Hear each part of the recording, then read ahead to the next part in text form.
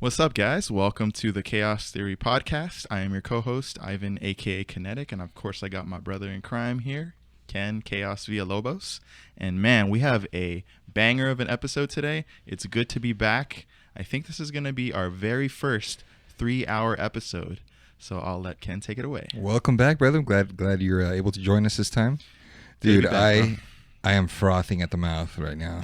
I've been salivating for a couple of weeks now to get this episode out into the air and get the perspective of a true OG of the fighting game community. Yeah, we're not going to waste any time, guys. I hope you guys are doing good. I'm glad you guys have been enjoying the show. We're going to keep things up with my next guest, Mr. Joe Zaza, a.k.a. the Low Tier Godfather himself. Now, for those of you that... A lot of people have actually kept in up to speed with Joe and what he's done for the community over the years.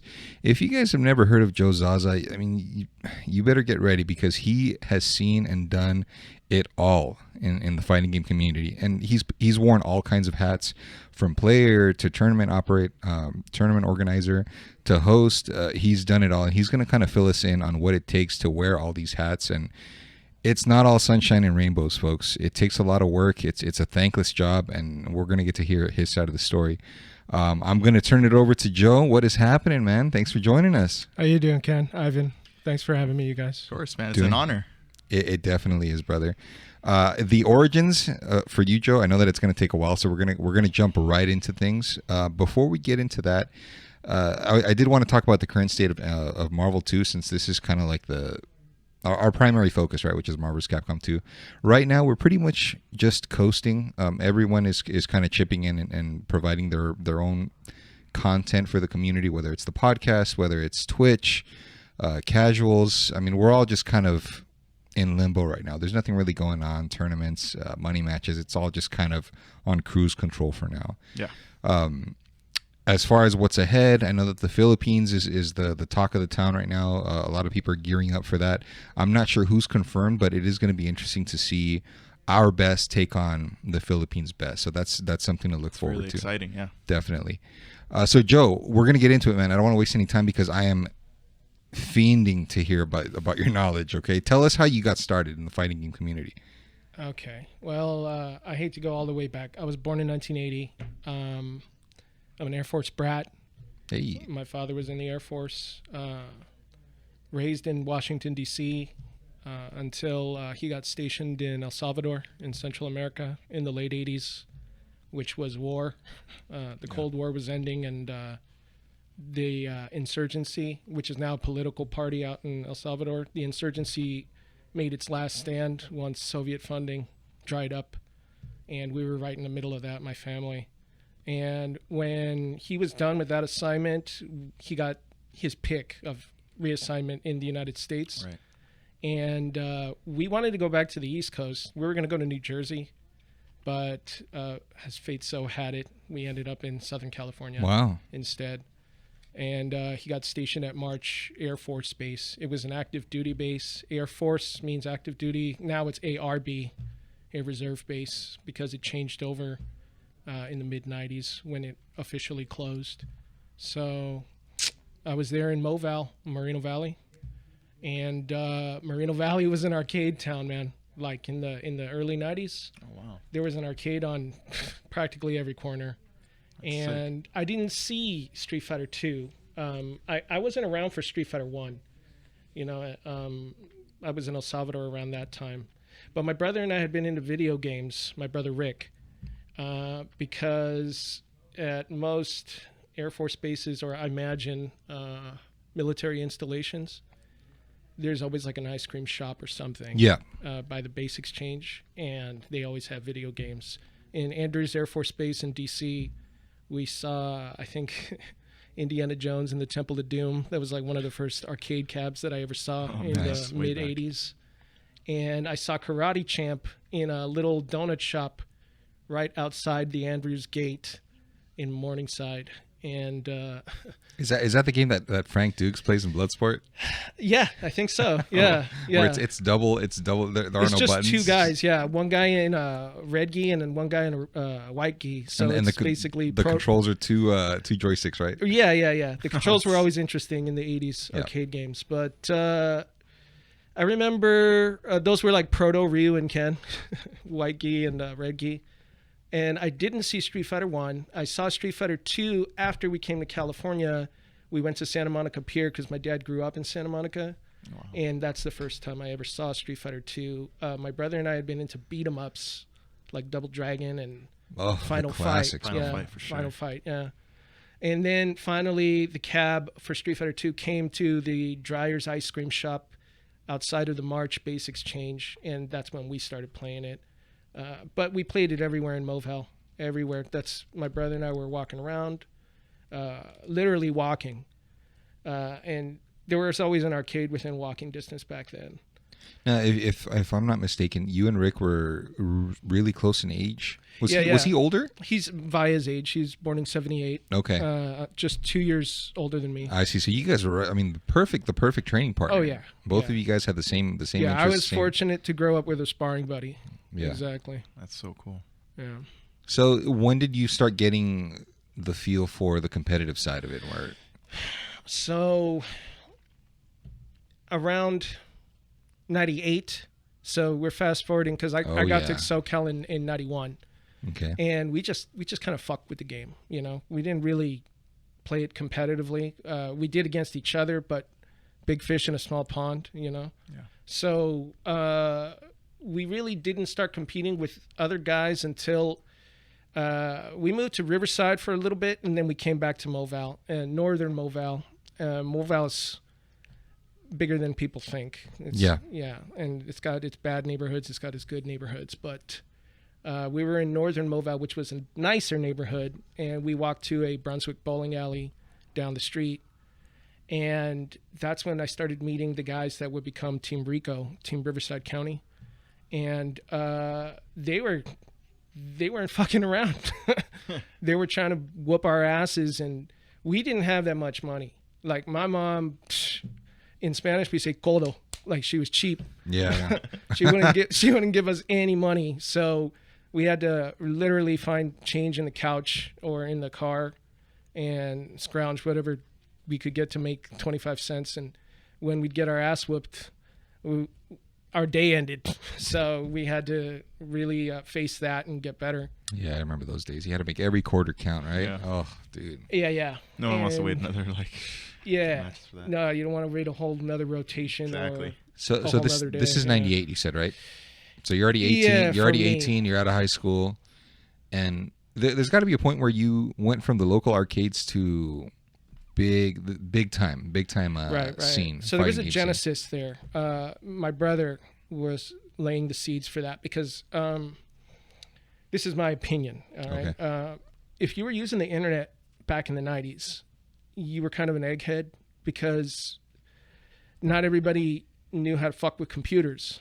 Like, in the early 90s, you had to get on AOL, CompuServe, Prodigy. These are like really old internet service providers, and they had bulletin board services, which is all character user interface. It wasn't graphic user interface with a mouse. You had to log in all of that stuff through the keyboard. And my brother racked up like a $400 phone bill like in 1993. When he asked my mom permission to use it, and they got pissed at him, but he didn't stop. So for me, I was like, I'm not fucking with the internet. I don't want to be the cause of anything like that. Right. And he persisted at home, in school. He would go to college campuses, which had libraries that he could jump online with too. And he started getting into contact with the genesis of the FGC, which was, again, Bulletin Board Services, Usenet, Alt Games SF2. Yeah. And he started meeting the guys on there. A lot of the OGs were on there. And, I want to also kind of compartmentalize this. The FGC was a lot more literate back then. Like in the 2000s, in the mid-2000s, when YouTube came out and you started having people watching videos and making tutorials and stuff. YouTube wasn't the first one. Like James Chen and Sonic Hurricane came out with a lot of videos in the early 2000s before YouTube. Yeah. And I don't want to overlook them. But before all of those eras where people watched videos more than read through the facts and forums and game facts. Yes. Right. So if I may ask, if James Chen was putting out videos along with other content creators, prior to YouTube, where could you find these videos? It was DSL downloads. You had to download it and wait 2 or 3 hours, and you couldn't watch it until it was done. Right. You know, it was like with those speeds you couldn't. Yeah. Yeah, it was in the microwave waiting to go ding. You know, and then you watch a 2-minute video that has like Drowning Pool as the soundtrack, like the bodies hit the floor. Yep. A lot of those songs are still in my head because of the fucking videos, man. They're good videos too. Godsmack. Stand alone. And these guys, they made really, really good content because they knew that their audience was limited. The mid-2000s with YouTube, you had kind of a saturation of content online. And so, like Andy Warhol said, everybody gets their 15 minutes of fame now, and there's a lot of shit content. There's a lot of good content, but you got to sift through it. I mean, this is my experience as somebody who was born in 1980. But anyway, Rick was posting on those old bulletin board groups. Okay. And there was kind of a transfer to the web from Usenet. What I recall was that everyone was posting on AltGains SF2, which was the genesis of Shoryuken.com. Those guys migrated to an image board called Mig's Message Board.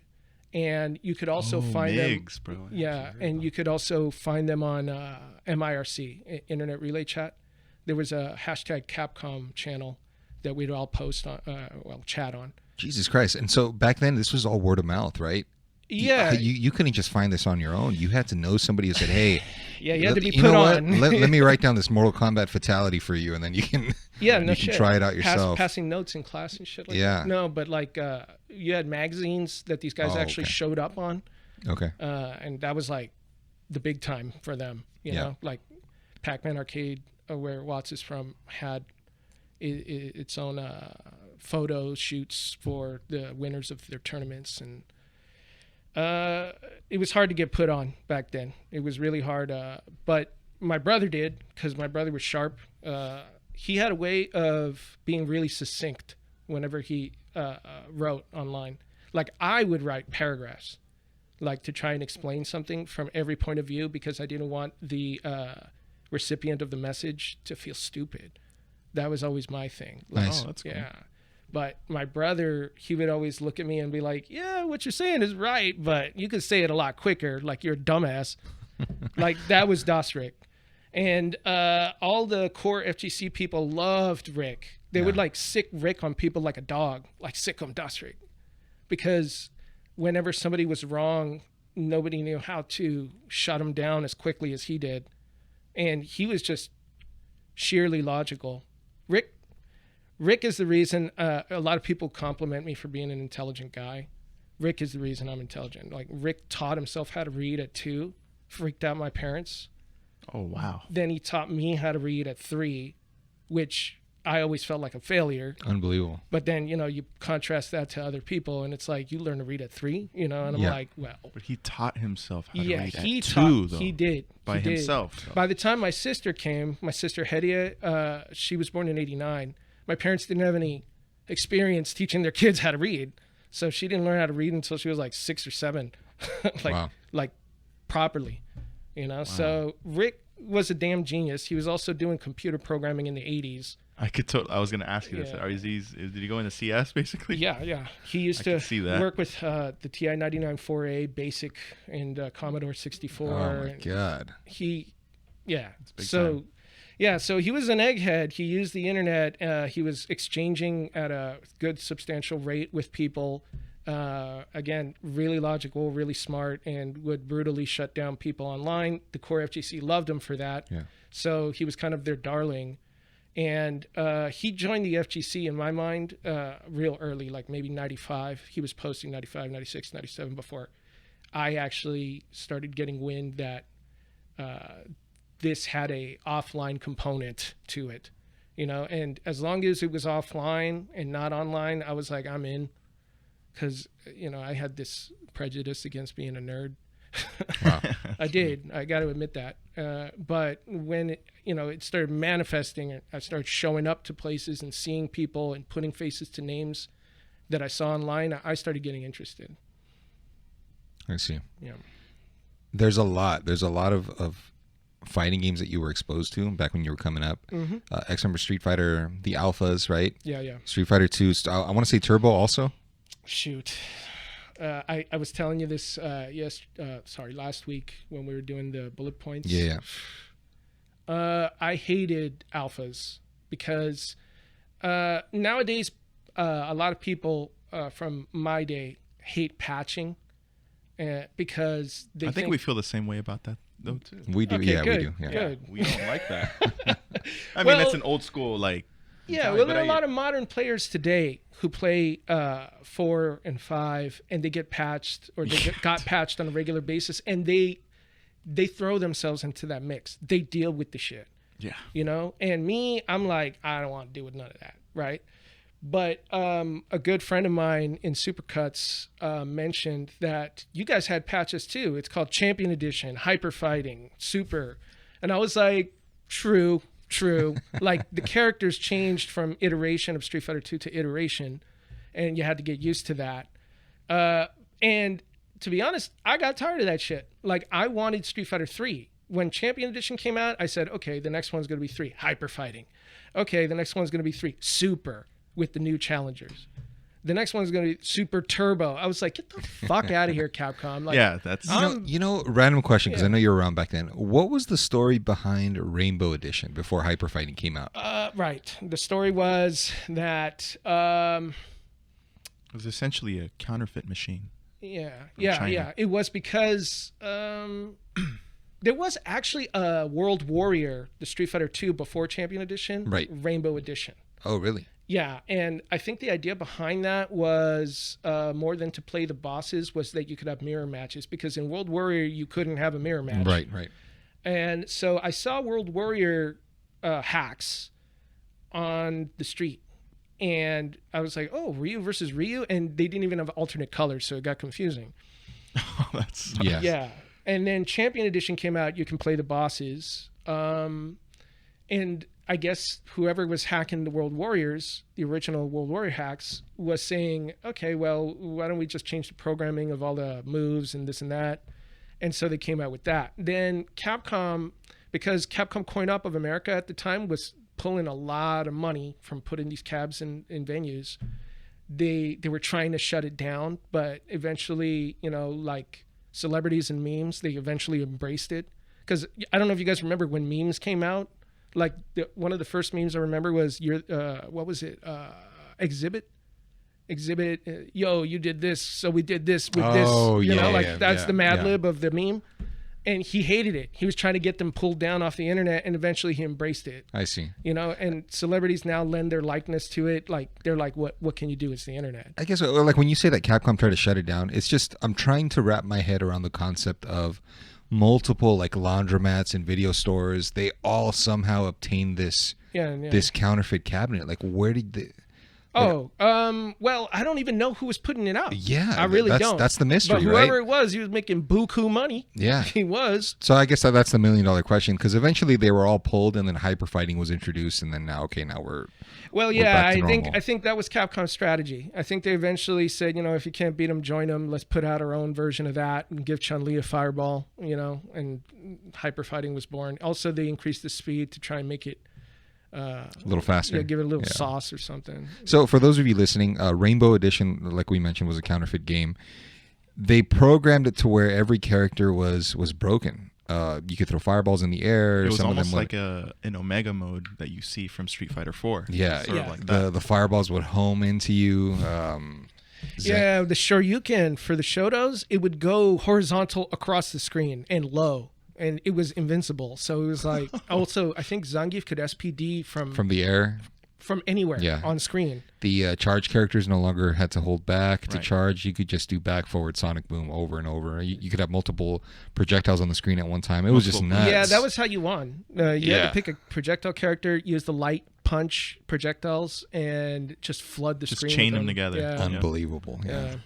Jesus, your weight. Joe, when did you get to Marvel 2? Because that's what we're trying to get at here. Right. So I was talking about Street Fighter 2 and being tired of its iterations. Alpha came out. I was like, I don't want to play this shit. A lot of the OGs didn't like Alpha 1 because they said they have dial combos. That's what they called them.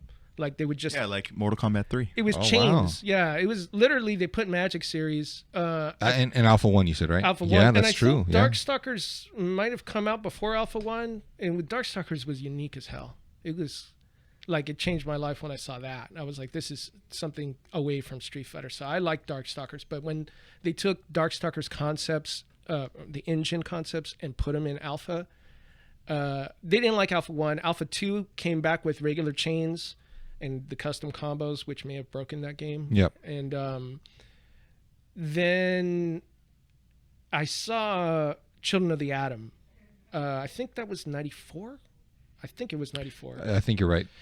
Yeah, and it was goofy. It was really goofy. It had like kind of like some Darkstalkers concepts in it, but it had super jumps, and it was just a really crazy, like, it was their prototype, right? Which eventually led to Marvel 2. And then I saw Marvel Superheroes, which cleaned up a lot of the issues with Children of the Atom, and I loved it. But that was because I didn't see the crazy shit people were doing on that game.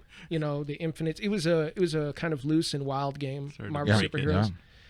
Then X-Men versus Street Fighter. I was out. I was like, I don't want to play this shit. That's where I started. Yeah. Yeah, Ryu and Cyclops, get the fuck out of here. That's how I felt when I saw X-Men versus Street Fighter. I was like, this is like some Saturday morning cartoon shit. Yeah.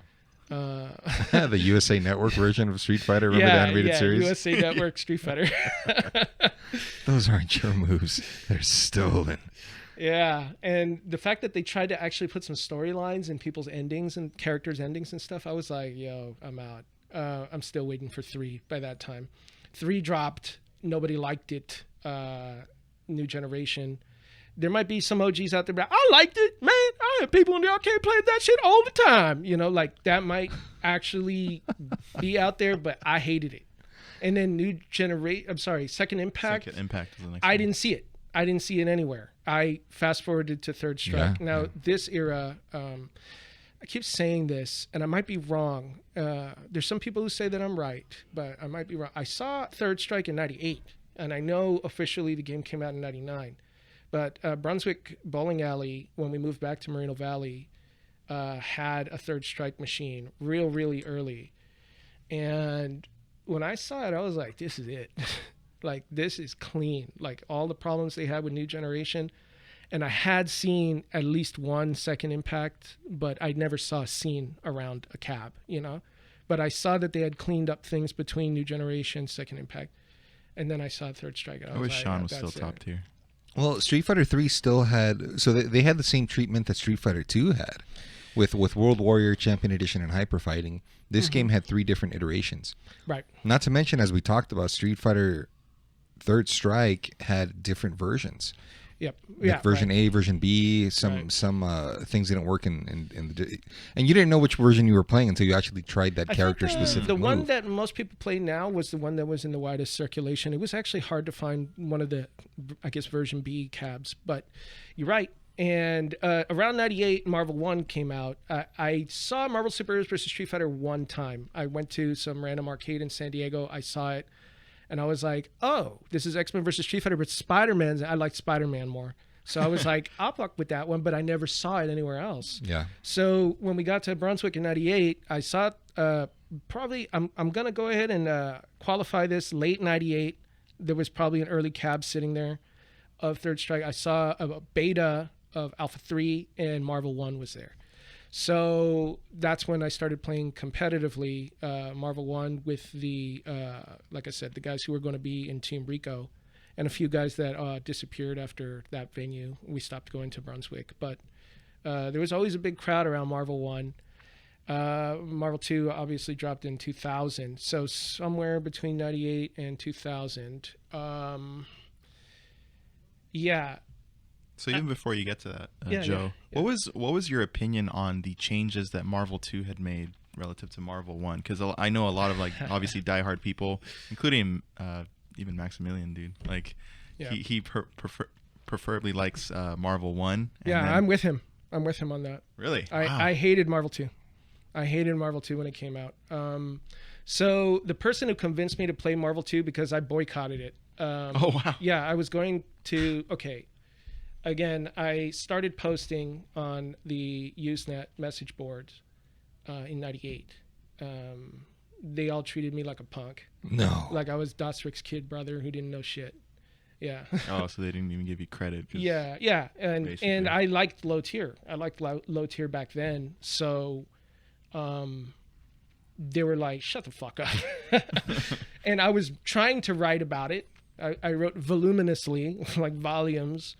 And they still were like, you can't prove it. Like that was a big thing, the authenticity back then. And this is a theme of mine, offline authenticity versus online anonymity. You know, you could have a gamer tag. So true. Back then we called it a screen name. You could have a screen name and you couldn't back shit up offline. You know, so the guys would always be like, come out and prove it. What's up? You know, and then they wouldn't come out, or they would come out and not own up to their screen name. To what they were saying. And get fucked up. Yes. And walk back home with their tail between their legs and then get called out. Like, are you that motherfucker who was stinky without deodorant? I'll fuck you up. Like, they would do that. that kind of shit would happen. And so there was a lot of, you know, discrepancies. People wouldn't own up to their shit. And so I just started getting called out because I didn't go anywhere. And Dostrick didn't go anywhere. Like, we didn't have a car. We got clowned by Team Rico guys for not having a car. There, and this is also a really important thing about my origin story. There was a guy who had a brother, and it was Mike Ortiz and Paulo, his brother Paulo. They would fuck us up at Brunswick. They had some kind of inside line, and later I found out they were going to Golfland, and they were playing with Valle and Watts. Oh, wow. But, you know, they lived in Moreno Valley, and Mike Ortiz's screen name was Moval. You know, he took the shortened name of our city. Yeah. Basically, yeah. Yeah, I don't ever know what Paulo's screen name was, but he also had a buddy named Christian Garrido, Fuse on 909, and they were all driving back and forth to Golfland, and my brother and I were walking and taking the bus, you know, so they clowned us for that because they saw us walking on the street from our house to Brunswick, and they were like, you don't even have a car. And, you know, there was bullying back then, but of course. I didn't give a shit. I was like, the hell, you're making fun of me for that? Yeah. And gotta have thick skin, man. Oh yeah, yeah. You. We really, yeah. I'll talk on that a little more later. Let's But do it. Rick got a ride to Golfland, and those guys embraced him because of all of his online shenanigans. And I didn't eventually go until it must have been 2000. It was the first time I actually set foot in Golfland. But we did go to James Games Arcade in, I think, in 98 or 99. Nice. Yeah. Somebody from Brunswick who we played with, his name was Mario, this big black guy who played Mega Man and fucked us up with beat playing all the time. He gave us a ride, and he had an old-ass Cadillac. It was busted with a fucking backfiring and shit. And he took us to James Games down to 60, 15, and 10. And it was our first time seeing, like, people going ham on fighting games. Then 99 happened, 2000. I lived in Miami in 2000 in the first months, like from February to May. And I had a whole family drama. I got kicked out, came back to SoCal. And that's the first time I walked to Brunswick and I saw Marvel 2. And my brother was about to leave home. He lived with he found some female to live with up in Oregon. So oh wow, in Oregon. Yeah. And this is the early days when you didn't know who the hell you were talking to online, really. Damn. You know? ASL. Like, yeah, catfishing was easy as hell. So I don't know how he did that so bravely, but he went up to Oregon to live with this old lady. And before he left, because I got back from Miami in May, and in that little overlap when we were both at home, we went to Brunswick, and he showed me Marvel 2. And see, here's the thing about Marvel 1 with the assists. You could, use a little code and pick Psylocke or Colossus. That's right. Or Yeah, for Lou, people that right? don't know. Yes. Right. Those were some of the top tier assists. But I hated how easy it was to just drop assist and then super somebody. Like, I like the whole meta and footsies of it. So my strategy when I played against people forget duo team attacks, because that was the top tier strategy in Marvel 1 for the heavy hitters who played that game. Yeah. Build meter, do a duo team attack, chip the person to death. That was how you won Marvel 1. But I tried to play footsies, like old school Marvel footsies. And I would try to get people to expend all their assists quick. I hated people who picked Lou because I think you got 8 of them. But so yeah, that's right. Because Marvel 1 has a certain amount of times that you can use an assist once you've picked it. Whereas the better the assist, the least amount of times that you can use them, right? Right, like Colossus. And yeah, that was Capcom's rationale. Juggernaut, you can only call him out like maybe 3 or 4 times. Yeah, but Juggernaut was ass. It was Juggernaut, Sentinel, Charlie, Shadow. You could pick those guys. They had pretty good kind of like layups for supers. But like I said, I would just rush in and get them to spend it, block it, and then I'm like, you're mine now, play footsies finally. Right. Yeah. So I always thought assists were stupid. So going into Marvel 2, where you could just call assists freely, infinite amount of time. Spam assists, basically. The assists had a blow through, even if the assist itself doesn't have invincible frames and blow through shit, it would still kind of wedge through the action and get in there, even if you could trade with the assist and then he would go away like a whipped dog, it was too cheap to me. So I made this little declaration. All right, I boycotted it first. Then Visant, who I pronounce Viscant, Jay Snyder. Jay Snyder. I don't even know if Viscant. He says just call me Viscant now, but I don't know if that's actually how you pronounce his name. But I always thought it was Visant. So Visant was the one who told me, Joe, it's worth playing. Try it. And I was like, no, fuck that. I was resistant. Yeah. He was explaining the engine to me. I don't know why he did that. I don't even know if he's my contemporary. He's a little senior to me because he was rolling around and doing shit before I was on wheels. So I would say he's slightly my senior, maybe just plain my senior, but I felt like he was a contemporary of mine at the time. And he respected me because of the things I wrote, I guess. So he was like, you can contribute to this game if you play it. Do it.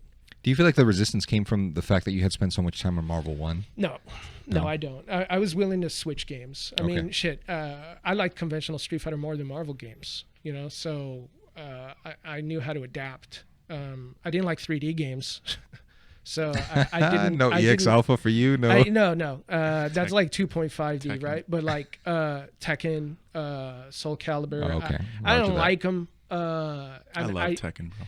I didn't ever cross the bridge, and when I saw players like Vaya, who was good at all of them, I was like, damn, dude. To me, I literally considered it a limitation of my own mind to not be able to do that crossover. So, yeah, you could say that there's some resistance coming from all that you invested competitively in a previous game. And I would say that approaching Marvel 2, I kind of felt a little trepidation saying, well, I got to abandon what I know in Marvel 1. Okay. But I wouldn't say that the trepidation held me back from actually jumping into the Marvel 2 crowd. And like I said, Vasant was telling me... Vasant, David Serlin, Seth Killian, and my brother. This is what I remember. They were kind of like this little brain trust. They were like the brainy guys. Intellectuals. Yeah, of the forums back then. And they would talk about the implications. They would extrapolate what they knew about the engine really early on and talk about the possibilities. And they were talking about tiers, what they were going to shape up to be.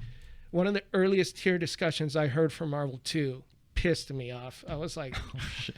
I was like, what? They were saying Iceman was top tier. Yes, this is what I had heard when I first started playing as well. Iceman was top tier. Right. Considered top tier. You're referring to the beta, right? No. Yeah, we can talk about that. We're gonna get into that. Right, we can talk about the beta of Marvel 2, but I think the reason they were inclined to say that Iceman was top tier was because he chipped well. Yep, right. And they were in the old Marvel 1 mentality of chipping is good. And chipping is good in Marvel 2. Makes sense. Chipping works in Marvel 2, but and and also nobody could ship him. Yes. Because beam attacks don't ship them. So there were for like those that don't know, yeah. Yeah, right. And if I'm not mistaken, the only thing that chips Iceman is drones and War Machine. War Machine. And that was part of the early Doom conversation. Rocks. Doom and Rocks, right? Yeah. So they were saying like War Machine is considered a possible runner for top tier now because he can counter Iceman. Like they were having these conversations Right. before the top tier started to really emerge. And if you watch, they're online, they're on YouTube, the old B5 and B4 clips. Top tier was emerging, but they didn't know how to use them even, Like, what a time to be around the community around that time. Imagine sitting around the table thinking, man, this guy's Iceman is ridiculous. Wow, he's untouchable. Yeah, and Duck was fucking with Omega Red back then too. Oh, that's crazy. Duck was fucking people up with Omega Red. But you see, I didn't jump into a lot of that physically. Like I wasn't offline and present. Like I was monitoring all of this online. Okay. And going off of my own experience playing at Brunswick Bowling Alley and wherever else I could find Marvel 2. Can we get into, because I need to hear about this, okay? Yeah. I need to hear about the beta version of Marvel 2, the very first version that was put out as a test before it was released publicly. Because I had heard that they had already discovered the Air Hyper Viper beam, but they decided intentionally to keep it in the game. But it was discovered, I believe, during the beta. Yeah, I don't even know how or if they nerfed Cable, but back then we didn't say nerf, by the way. We said raped. Yeah, like we said, Wolverine got raped between Marvel 1 and Marvel 2. Oh, man. That's how they would The phrase term it. nerf, for you guys listening at home, whenever a game is revised online or patched, as it's called, the term nerf is used to describe a character that's been revised because its prior iteration was just too strong or too powerful. And on the flip side, there's buff, which right. is basically a character that didn't get as much love during the first iteration. Now has a better moveset, maybe even better frame data, things like that, to make them more viable. Correct. Damn right. So where did this cabinet come from? So this is a rumor. I heard it online. I wasn't present, so I have to qualify it that way, but this is what I heard. So Southern Hills Golfland had its corresponding up north, Sunnyvale Golfland. So there was SHGL down here and I didn't know that. SVGL up there. And Sunnyvale is actually where Capcom Coin-Op of America was before it closed. And so they dropped their beta for Marvel 2, as I understand, at Sunnyvale Golfland, where a good old Marvel player, Marvel Superheroes champion, Spider Dan was. Oh, wow, Spider-Dan. Yeah. That plays Strider Doom. Spider-Dan yeah. is a mental giant. I don't care what anybody says. I mean, he's not performing the way he was, but he was crazy back then. He was a Shuma Garoth player in Marvel Superheroes. And so what I understand from what we talked about is that back when this beta was released as an experimental, is that Spider-Dan had a winning streak of over 100 games. Yep. At one point, and he was putting Shuma Garoth on point. Shuma Garoth was broken back then. They actually had to pull the game back and revise it because he was just too good.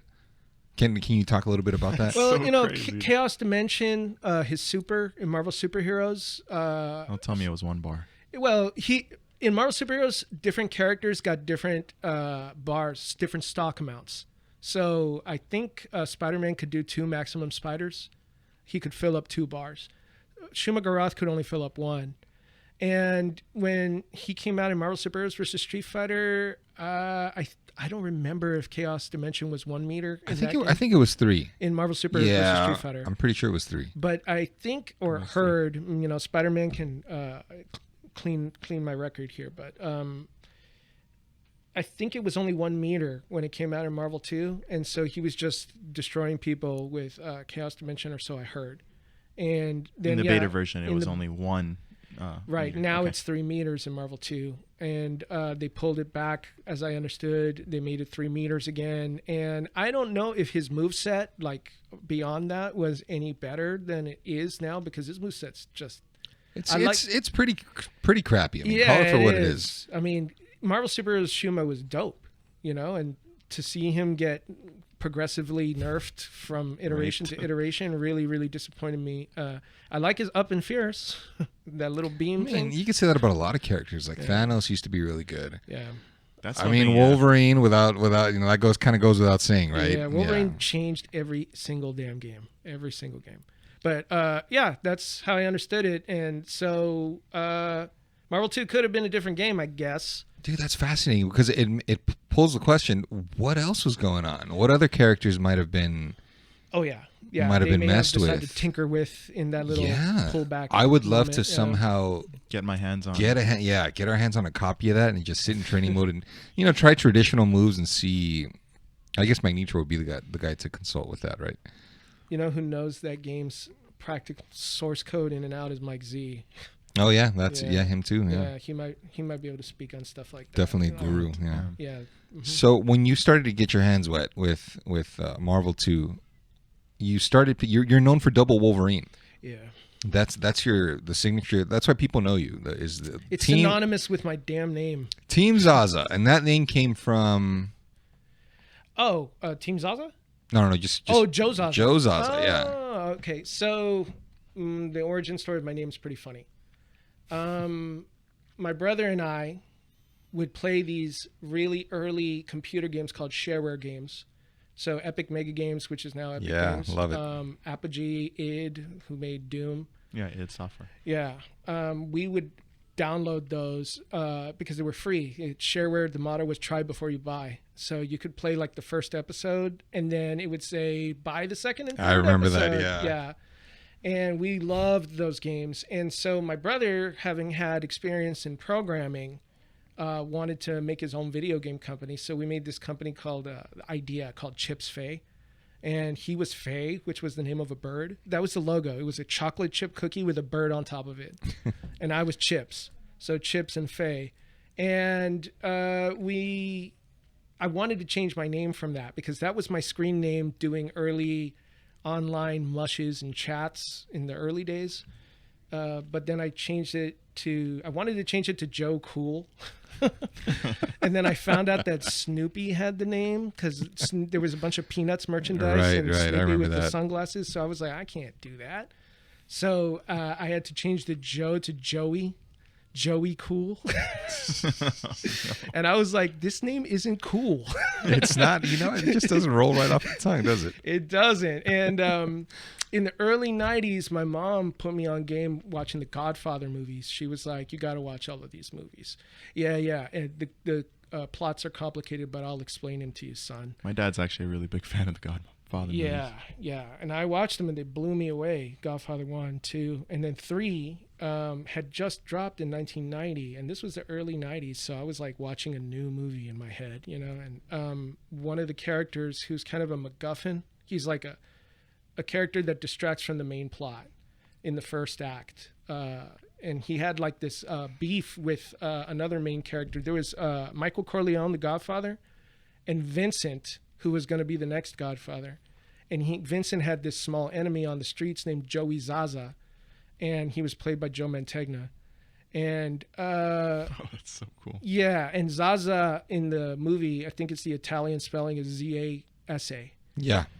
But I was like, you know what? Let's drop the Y in Joey Cool. Let's drop the cool. Let's do Joe Zaza. And when I was out in the FGC and people were like, why'd you name yourself after somebody gets shot at the beginning of the movie? Because I think in the first act, Vincent, the person that Michael's tutoring, actually shoots him. He's like, how you doing, Joe? Zaza, and shoots him twice. That's so crazy. Yeah. And people are like, why'd you name yourself after a whack-ass character? And I kind of just said, because I'm low tier. Fuck you. But, stick by my guns. True. Yeah. Very true. Low tier player to the end. Yeah. So you started being known for double Wolverine, right? Was that your first team that you picked right off the bat? No. Hell no. How did that come about? Yeah. Okay, so I didn't fuck with Wolverine. Marvel 1 came out, and the most scrub, if there was a team scrub in Marvel 1, it would have been Strider Wolverine. And because you didn't have to unlock the secret character with it. You know, you didn't have to put in a code, an elaborate code to get double War Machine or Red Venom, who were also top tier in Gold War Machine, Marvel 1. Yeah, right. Gold War Machine, right. Red Venom. Yeah, I remember how cheap that guy was. That guy was Right, hella right. cheap, man. Yeah, and but Striderine, anybody could just pick it, and so I hated Wolverine. Wolverine had like this infinite loop, unless you knew about the advanced tactics push block shit, which nobody really knew back then. That all that broke out in the Marvel 2 days, how to actually take advantage of that meta with the push block. Are you familiar? Not to No, distract you, but are you familiar with the unblockables that were in that game, or they're called uncombos? Yeah, so I didn't know about this until last year. Yeah. So I guess the technical definition of an on-combo is something that actually will combo but won't count on the combo meter. So that's what an on-combo is. And I think the only on-combo that I remember was Gambit's Infinite, where he would undercross you and do jab short, and it wouldn't rack up on the combo meter, and therefore it wouldn't scale. That's what I was gonna ask. Is like, is it just not scaling, so it just kills No, quickly? I mean It kills quicker, yeah, than I've seen regular videos where Infinite. someone's doing they're doing like an Infinite, like reuse Tatsu Infinite when he's in the Akuma mode, Mm-hmm. and you're supposed to hit the opponent at the last possible frame before it drops, Mm-hmm. and it continues the combo. The person can't block it, but the combo meter resets, Right. which means that the scaling goes back to normal. Right, so correct. that is an on-combo. Yeah. So, and I've seen videos and people are commenting like, no, you don't know what you're talking about or whatever. And so the guy uploading the video had to upload like a hands cam and all kinds of different, so you can see like, look, I'm blocking. And then he does He the uploaded sequence. the receipts. Yeah. Yeah. And nowadays you just have to, because everything is just questionable, right? It's all about the receipts. Well, that's what I love about the FGC is that we are a skeptical group. You know, I mean, you damn well better prove it. You know, Yeah. Otherwise shut the fuck up. Yeah. It's always kind of been that way with combo videos too, because like I'll upload a bunch of combo videos, but I know that a lot of the times you won't be able to see this in a match. Some of it you can. Like I've been able to do a lot of it in match, but a lot of people are just like, all right, man, we'll do it against somebody good, you know? Yeah. That too. Yeah. You know, you can prove it that it works in theory, but in practice, no. Yeah. And that those discrepancies between theory and practice came up with me a lot with all kinds of players. But let's get back to Wolverine, right? Yeah, of course. Wolverine in Marvel 1, was cheap as fuck. Almost everything he did was safe when blocked. Yeah, I remember. Yeah, and he could confirm easy. Once he caught you, he just flow chart that right into a confirm. Dude, that crouching medium just scoops you right in for the good loving that comes afterwards. Yep. So you hated it. I hated Wolverine. I used low tier in that game. I used, I think I used Spider-Man Venom, regular Venom, and I think I used Roll Zangief. That came from discussions with Vasant, because he was talking about how viable Zangief was, and he was using Zangief in tournaments and fucking people up with him. In Marvel 1, really? Marvel 1, yeah. Huh. Yeah, he was. And so based on his theory, the things that he was posting, I was going to Brunswick and using Zangief too. And I loved it. I loved it because I felt like a king for being able to do the 360, because I could never do the 360 back in the Street Fighter 2 days. Yeah. And I also switched that to Alpha. When I started playing Alpha, my favorite character was Sodom, because he had the 360. So That's right. Yeah. Yeah, I was a 360 guy in the late 90s. But anyway, so I didn't like Wolverine. Marvel 2 came out. They said Wolverine's totally raped. He's just ass now, you know? And I was like, that can't be. Come on. All the trouble this motherfucker gave me in Marvel 1, and now you can't use him? Get the fuck out of town, you know? So I just threw my hand at it. I was like, well, let me kind of parlay what was good about Wolverine in Marvel 1. I analyzed and figured out real quick what they had taken away from him from Marvel 1's iteration to Marvel 2.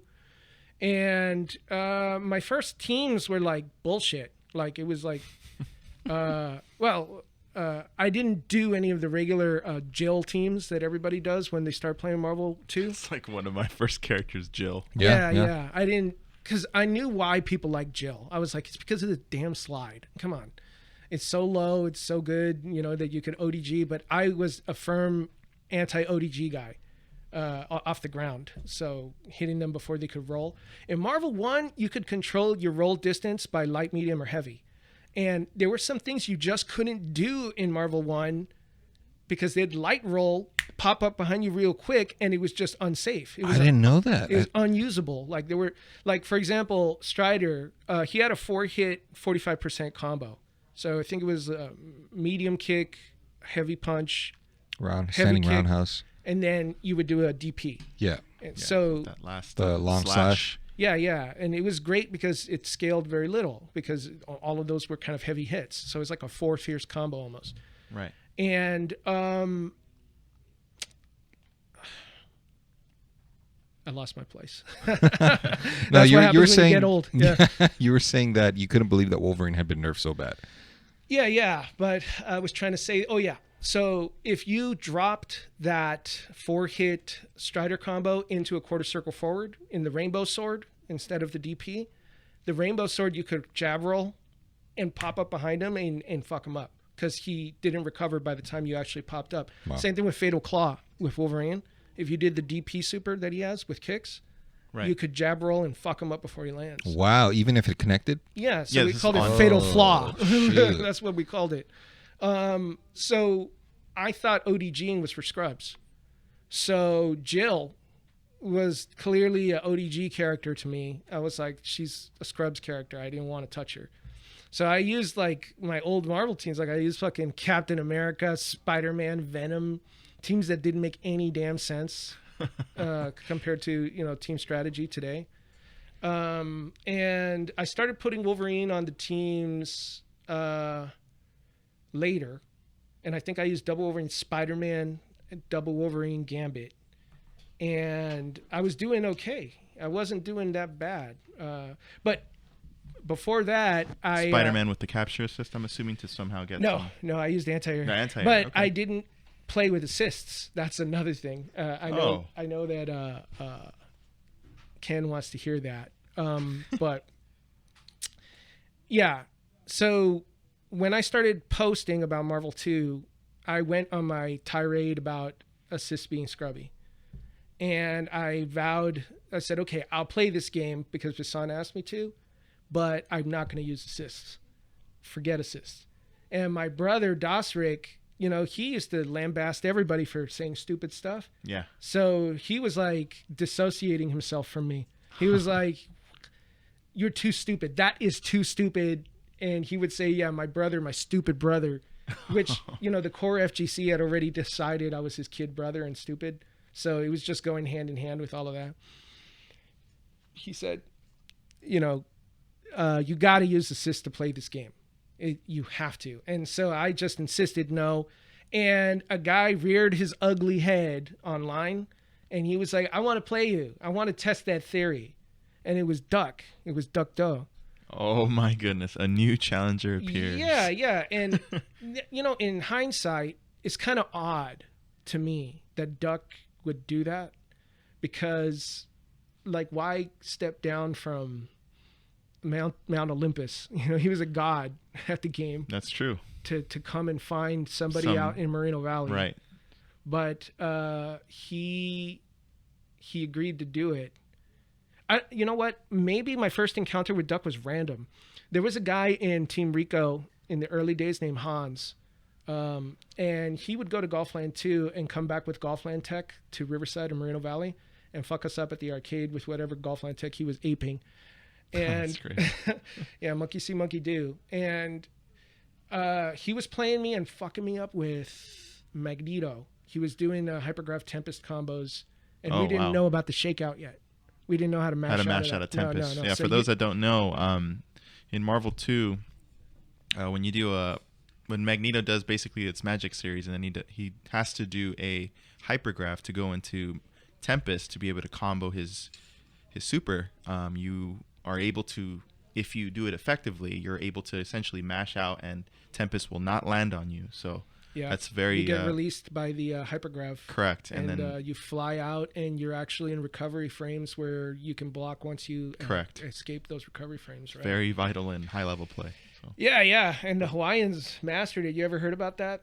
We called it the Hawaiian mash. The Hawaiians, they came to Golfland in the early 2000s, and they all had this technique, and we were like, how in the fuck? They were like waving their hand over the control. Like we exaggerated to the point where we were like, they were doing some kind of magic trick where they didn't even touch the buttons. They were just waving their hand over the control, and they'd fly out. And they were all doing it consistently. They were all doing it consistently. Like they had it down. I admire that in every Street Fighter game. Like if you get stunned, there is a technique to get out of stun quick. And I never mastered that. I actually consider it beneath me to mash so hard to try and escape something. Like I actually get hit by stun combos like, whatever, go ahead. Do what you need to do. Yeah, I don't even fuck around mashing out. Like I never tried to learn the mashing technique. For all those guys out there who learned the mashing technique, I salute you, but fuck that. Like I just never wanted to learn it. And I admire the guys who did it. So same thing with the Hawaiians. When they came to SoCal, like DJ B13 and Golden Nismore, when they did that, we were like, whoa, like what the?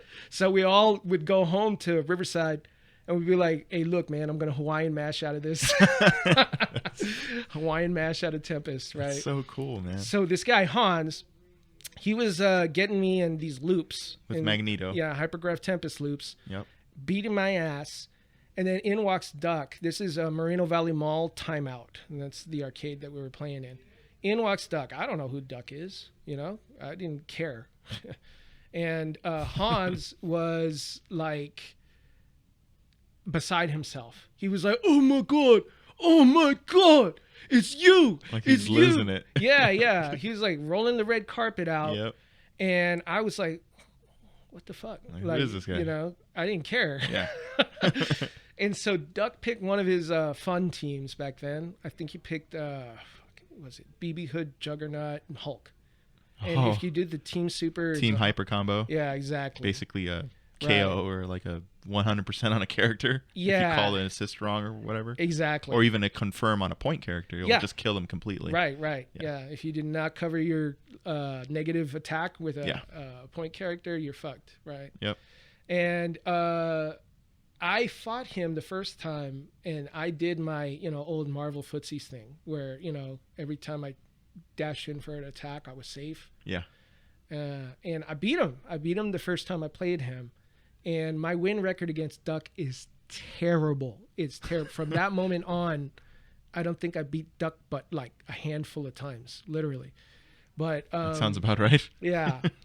But I beat him the first time I played him, and that's not a fucking brag. Like a lot of good players, when they jump in with a new player, they don't know what the hell to expect. So, right.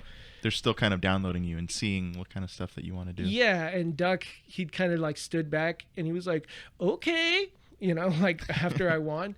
And Hans was like, you just beat the king of this game. What the fuck? I can't believe it. He was all hyping me up, and I was like, shut up, Hans. Like both Duck and I, because Duck didn't like getting hyped and then, his star falling right afterwards. That's what happens with sycophants, man. That's what happens with ass kissers, bro. Like, Hans, shout out, man. But you were an ass kisser back in the day. And fucking Duck, he was like, okay, all right, we'll see.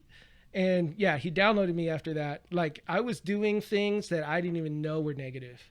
And I think in one of the games in that session, he even commented, he did the Team Super reversal on my Team Super because I misconfirmed my Team Super with all three guys on screen.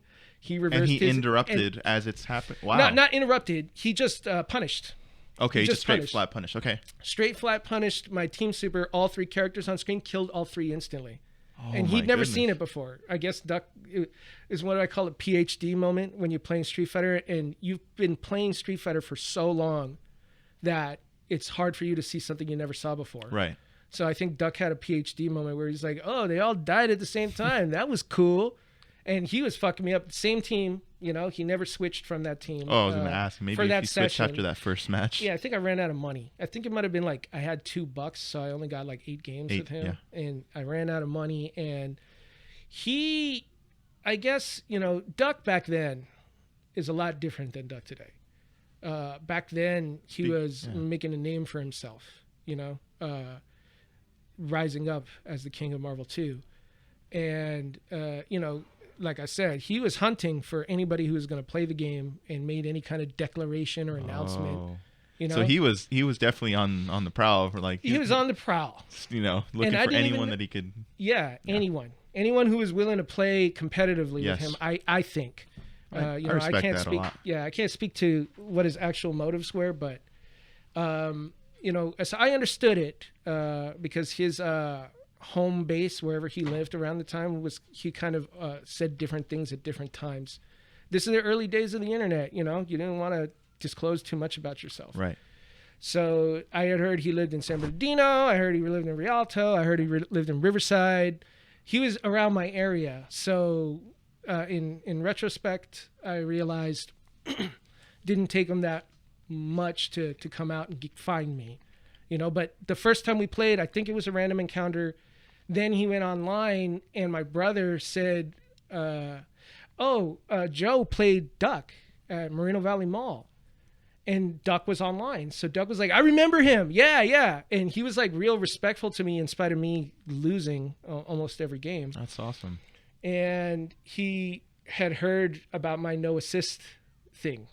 So he was like, oh, Joe, I don't know if I believe in that, I think you should really reconsider, and this is what I liked about the top players back then. It's not the same as top players today, I don't think. But can you speak on that a little bit?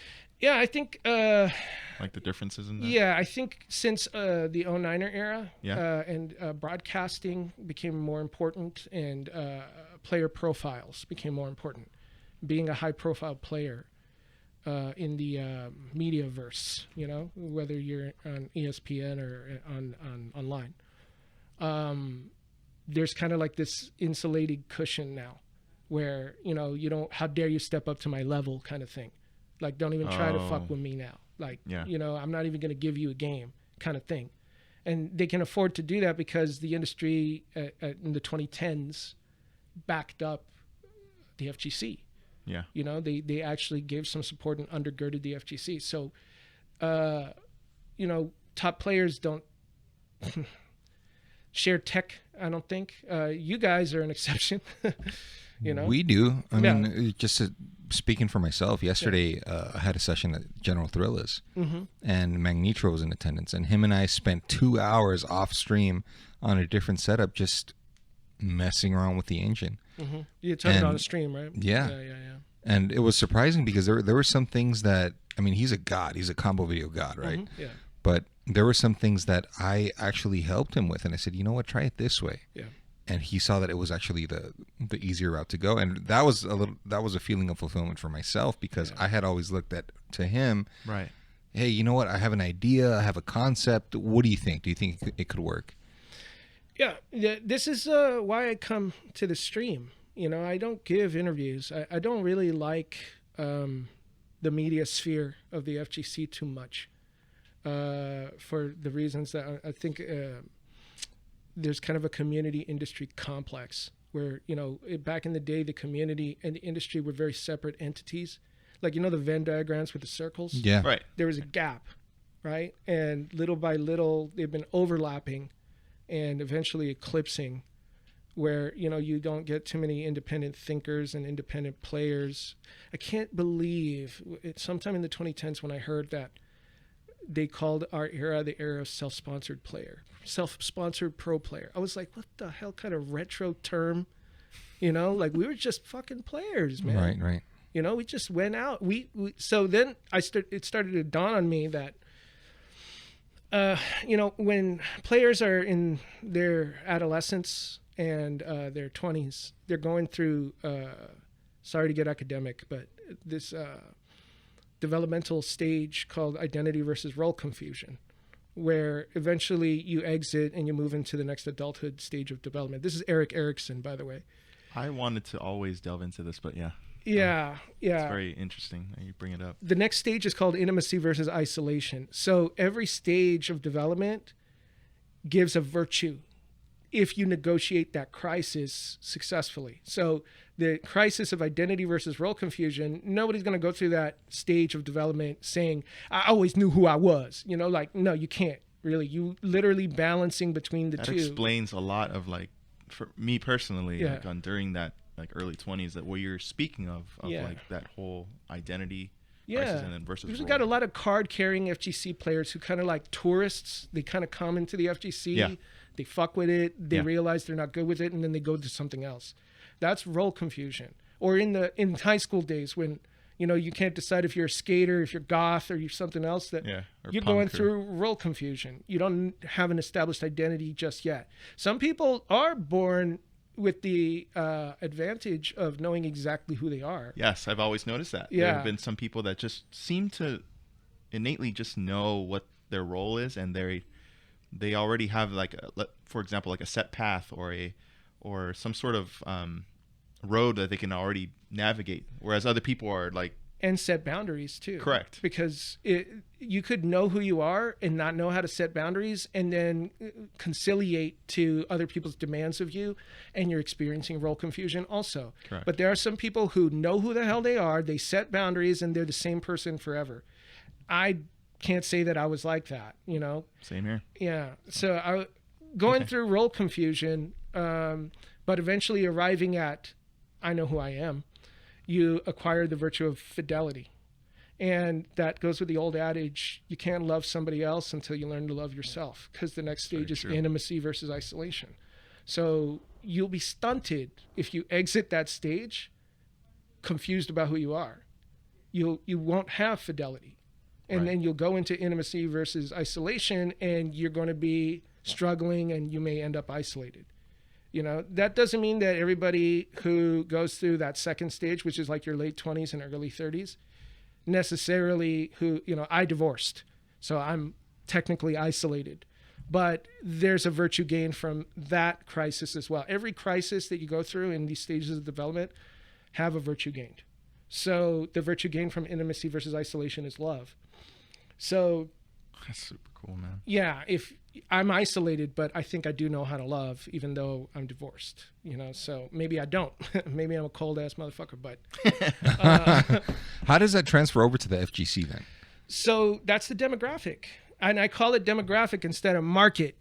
Again, we were talking about the overlapping and eventual eclipsing of community as a group and industry as a group. I think now the community has condensed to one where you can't really speak your mind freely. You're censored. You're tied to contractual obligations. Yeah, I would. Conditions. Yeah, Mike Ross went through that. Yeah, perfect example. He Chappelled the FGC. You know. Yeah, absolutely. Yeah, Yeah. best way to put it. Yeah. So let's see it. Let me try to explain it this way. That overlap is a sign of the subculture of the fighting game community, which is a subculture of the United States culture. But that macro culture, the United States culture is also going through that. Everybody's watching their P's and Q's because of cancel culture and call out culture. Right. Yeah. You know, so that's really like what caused what. Is it because the industry has overlapped and eventually eclipsed the community? Or is it because the culture, the United States culture at large, has embraced calling people out? And that may all be a function of the internet. Everybody using the internet and modern transparency and lack of privacy. And so this goes into more dysfunctional manifestations and personalities of fighting gamers. So in my mind, a manifestation of that is online, again, anonymity versus offline authenticity. Right.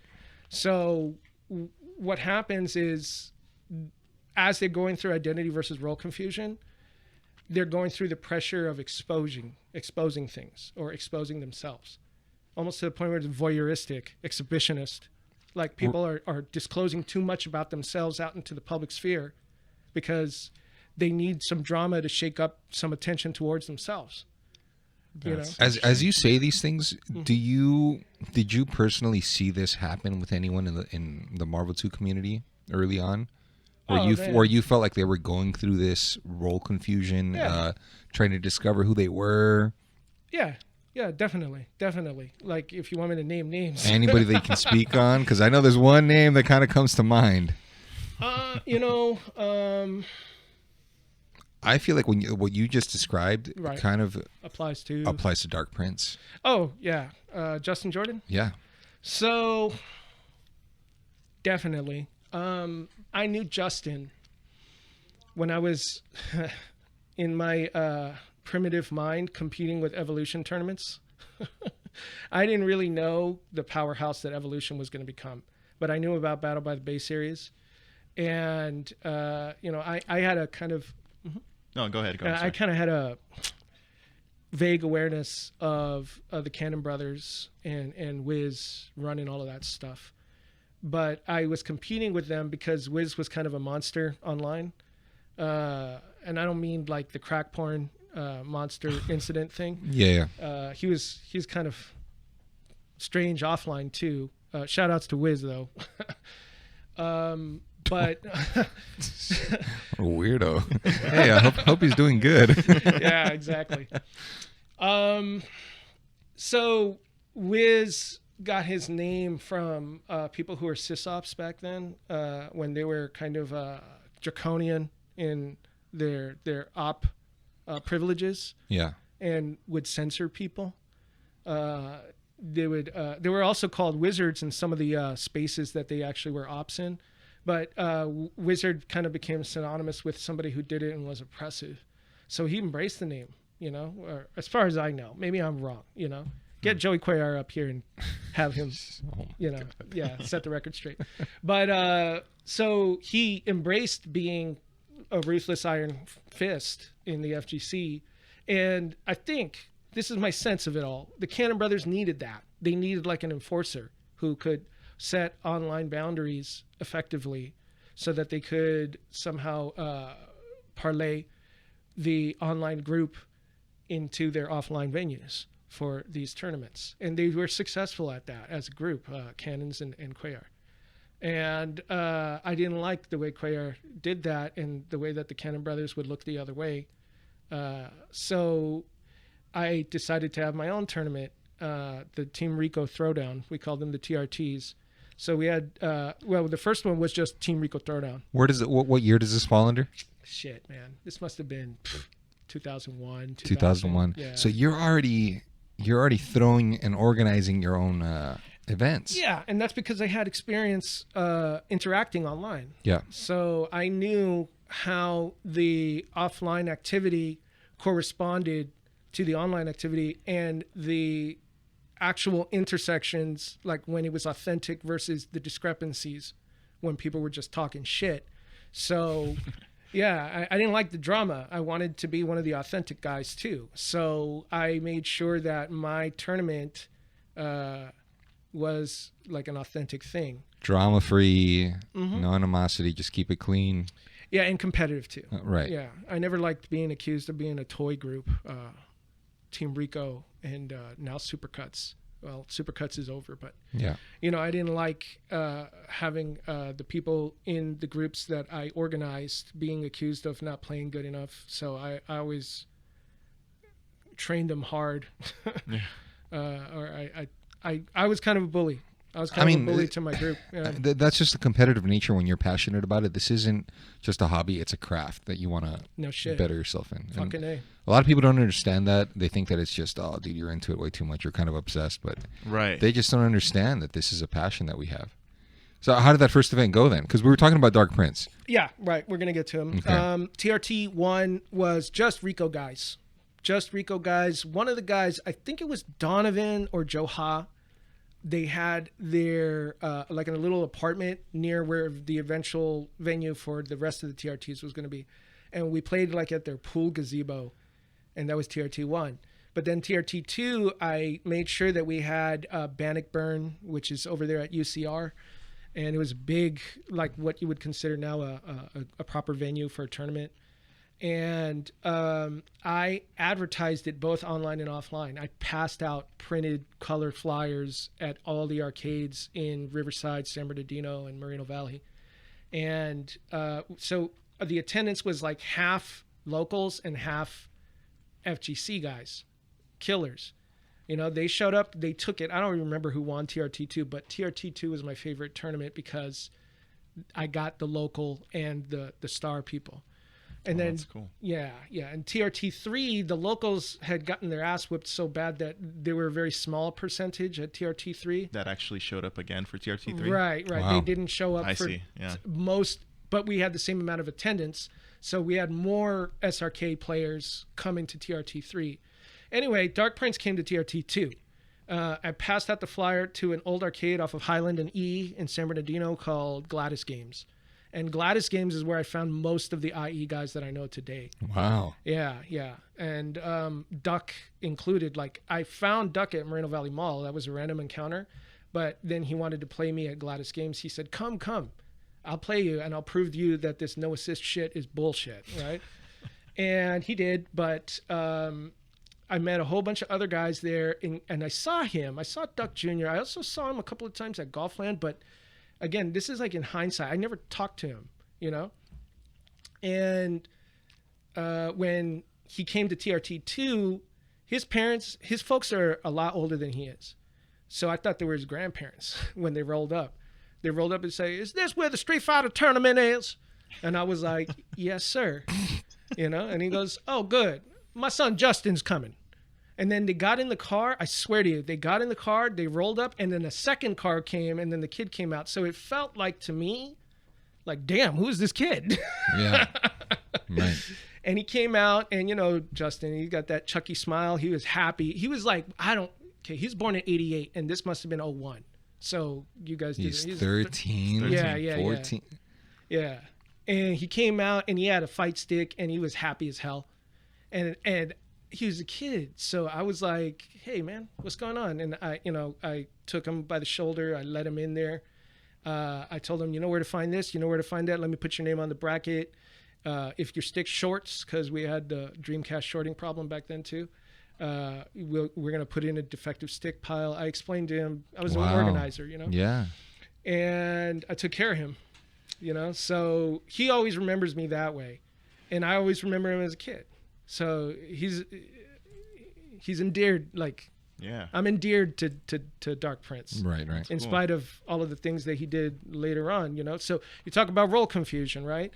You know, he was a good kid. He was smart. And as he grew up, you know, I think he's from Rialto.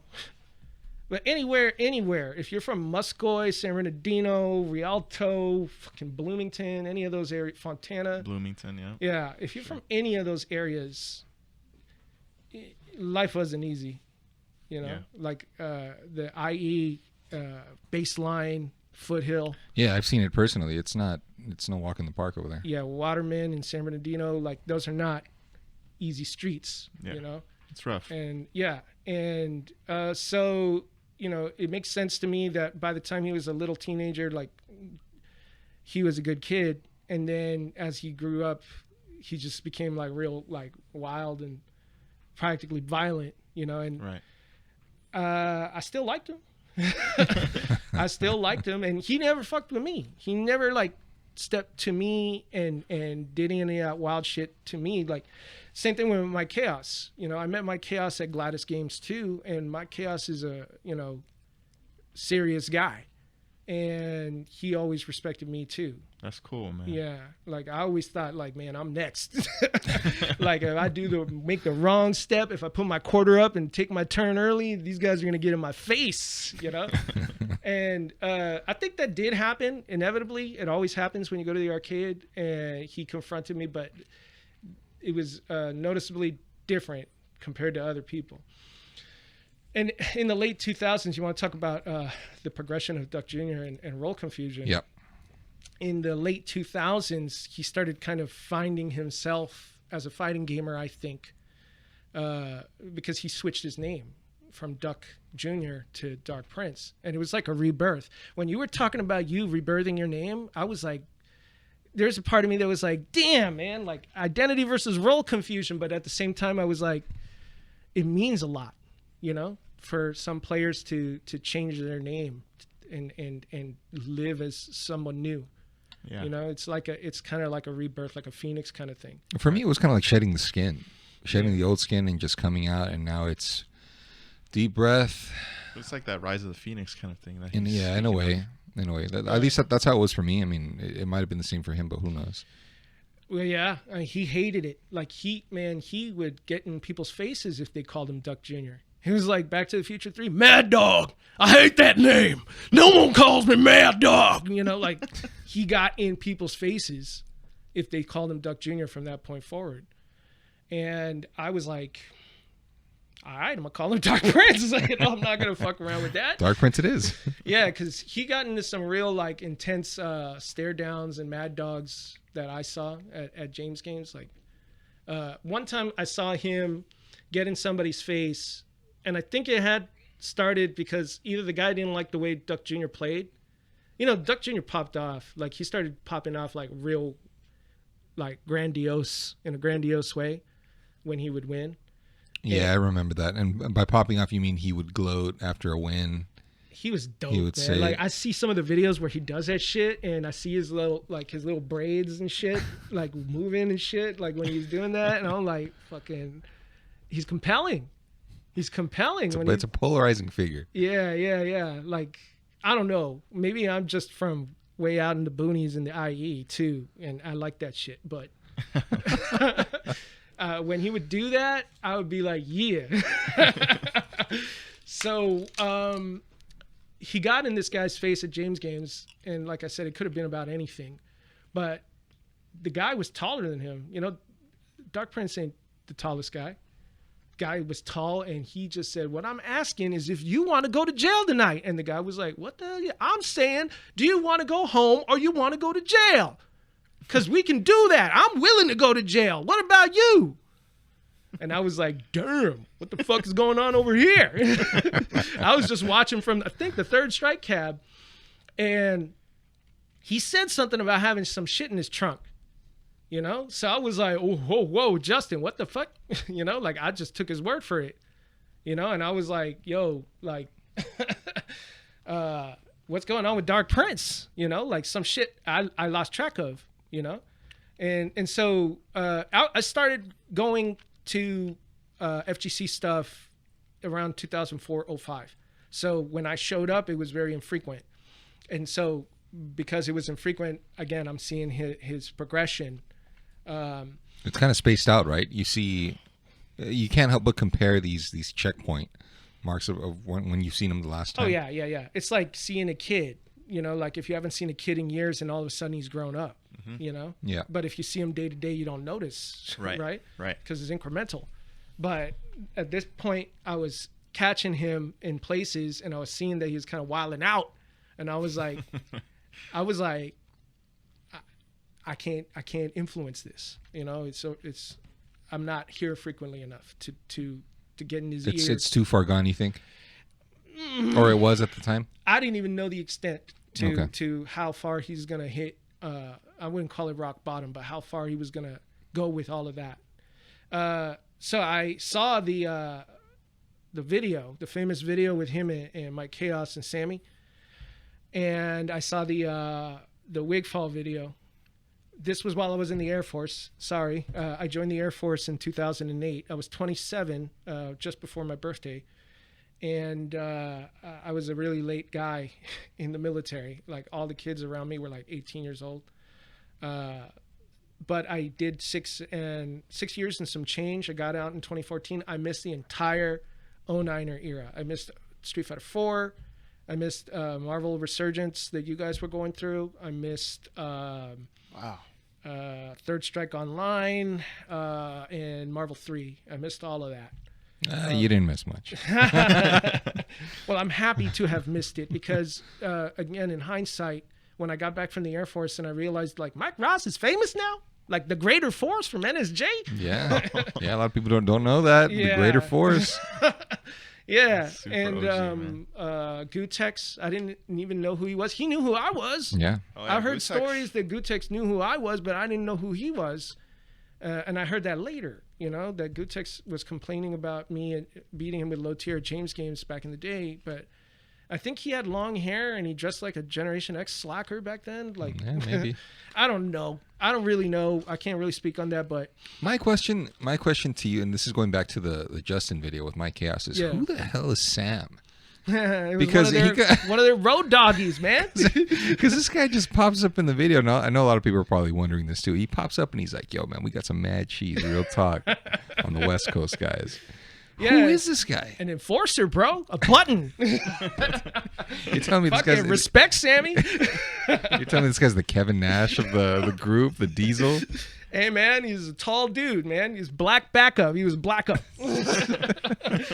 No, man, like, I think I saw Sammy a couple of times before the video, maybe at James games, but I don't know if he really played or anything. But, hey, man, he was rolling with them, and, you know, he was backing them up, so fuck it. And he just disappeared right after that into obscurity. Yeah, man. Fucking one-hit wonder. Yeah. How it would appear so. Yeah. Shout outs to Sammy.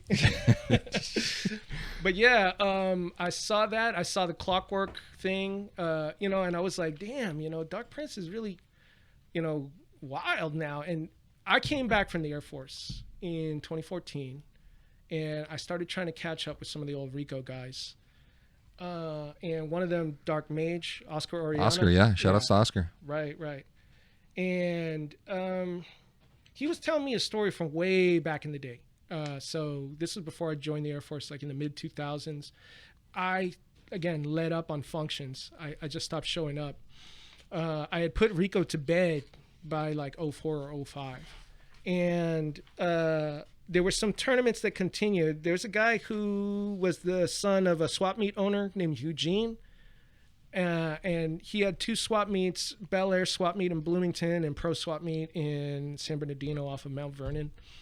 And Pro swap meet had like a little community center in the center. Yeah. Yeah, you had to park, which took forever because every Mexican in San Bernardino was at Pro swap meet on the days that it was open. You had to park. You had to go through the swap meet, which was like a big parking lot area as well. And then you made your way to that candy covered center. And they had brand new cabs. Eugene made sure of that. Capcom Coin Up of America closed, I think, in 2003 or 4. And then they took all of their inventory. They gave it to a company called Hanaho Games. Okay. And he had Hanaho cabs, which were basically Capcom level cabs. And he maintained them. So you would go into this community center. One thing is he had this giant ass fan because there was no central air. It was hot in there. But shout outs to Eugene. And he asked me to organize some things. And I said, well, they're not Team Rico things, but I'll do it, you know. And so we did some written bracket tournaments. Wow. Look at that. Pro Swap Meet. And I may have started a trend because some of the guys at the tail end of Rico who did TRT4 against my will, by the way. Shout outs to Pigadokin, Deus, and UC Rollerblader, Jesse. They put my TRT name. I said, I'm not going to do another TRT after TRT3 because I wanted an arcade. I wanted a proper venue. We had a pile of defective sticks because of the shorting. That was my solution back then. You know, I know you guys will just reset and then play again. Yeah. Like, I was like, get that stick out of here. I thought it was the stick's problem. Oh, shoot. So I said, we need an arcade. So TRT4, I held that name hostage. I'm like, you can't use that name because I'm Team Rico. And when I stopped doing Team Rico stuff, Jesse, Albert, and Bill Wellman, they did a TRT4, which pissed me off to this day. To this day, pissed me off. And they continued with that tradition because TRT4 was pretty successful. They had a lot of SRK people that I really didn't know. I think Fat Toy and Chunksta and Amir showed up, and I'd never seen them before. Mm-hmm. So this was me exiting and them entering. And they continued with their tournament organizing tradition at Pro Swap Meet. As I understand it, they had some Pro Swap Meet tournaments. And I think this is a story from Dark Mage about Dark Prince. Dark Prince can come from Laos or Azerbaijan and set the record straight if he wants to. I actually I got in touch with Dark Mage this week to make sure that the story was right. And this is what he said, because he's practically a functional alcoholic, you know? So he was like, I don't even remember that, man. I don't even remember that shit, bro. All right. For those of you guys that are listening to this podcast, I fear it's about to come to a screeching halt because you're about to hear some real shit. What Joe's about to break down for us. Go ahead, brother.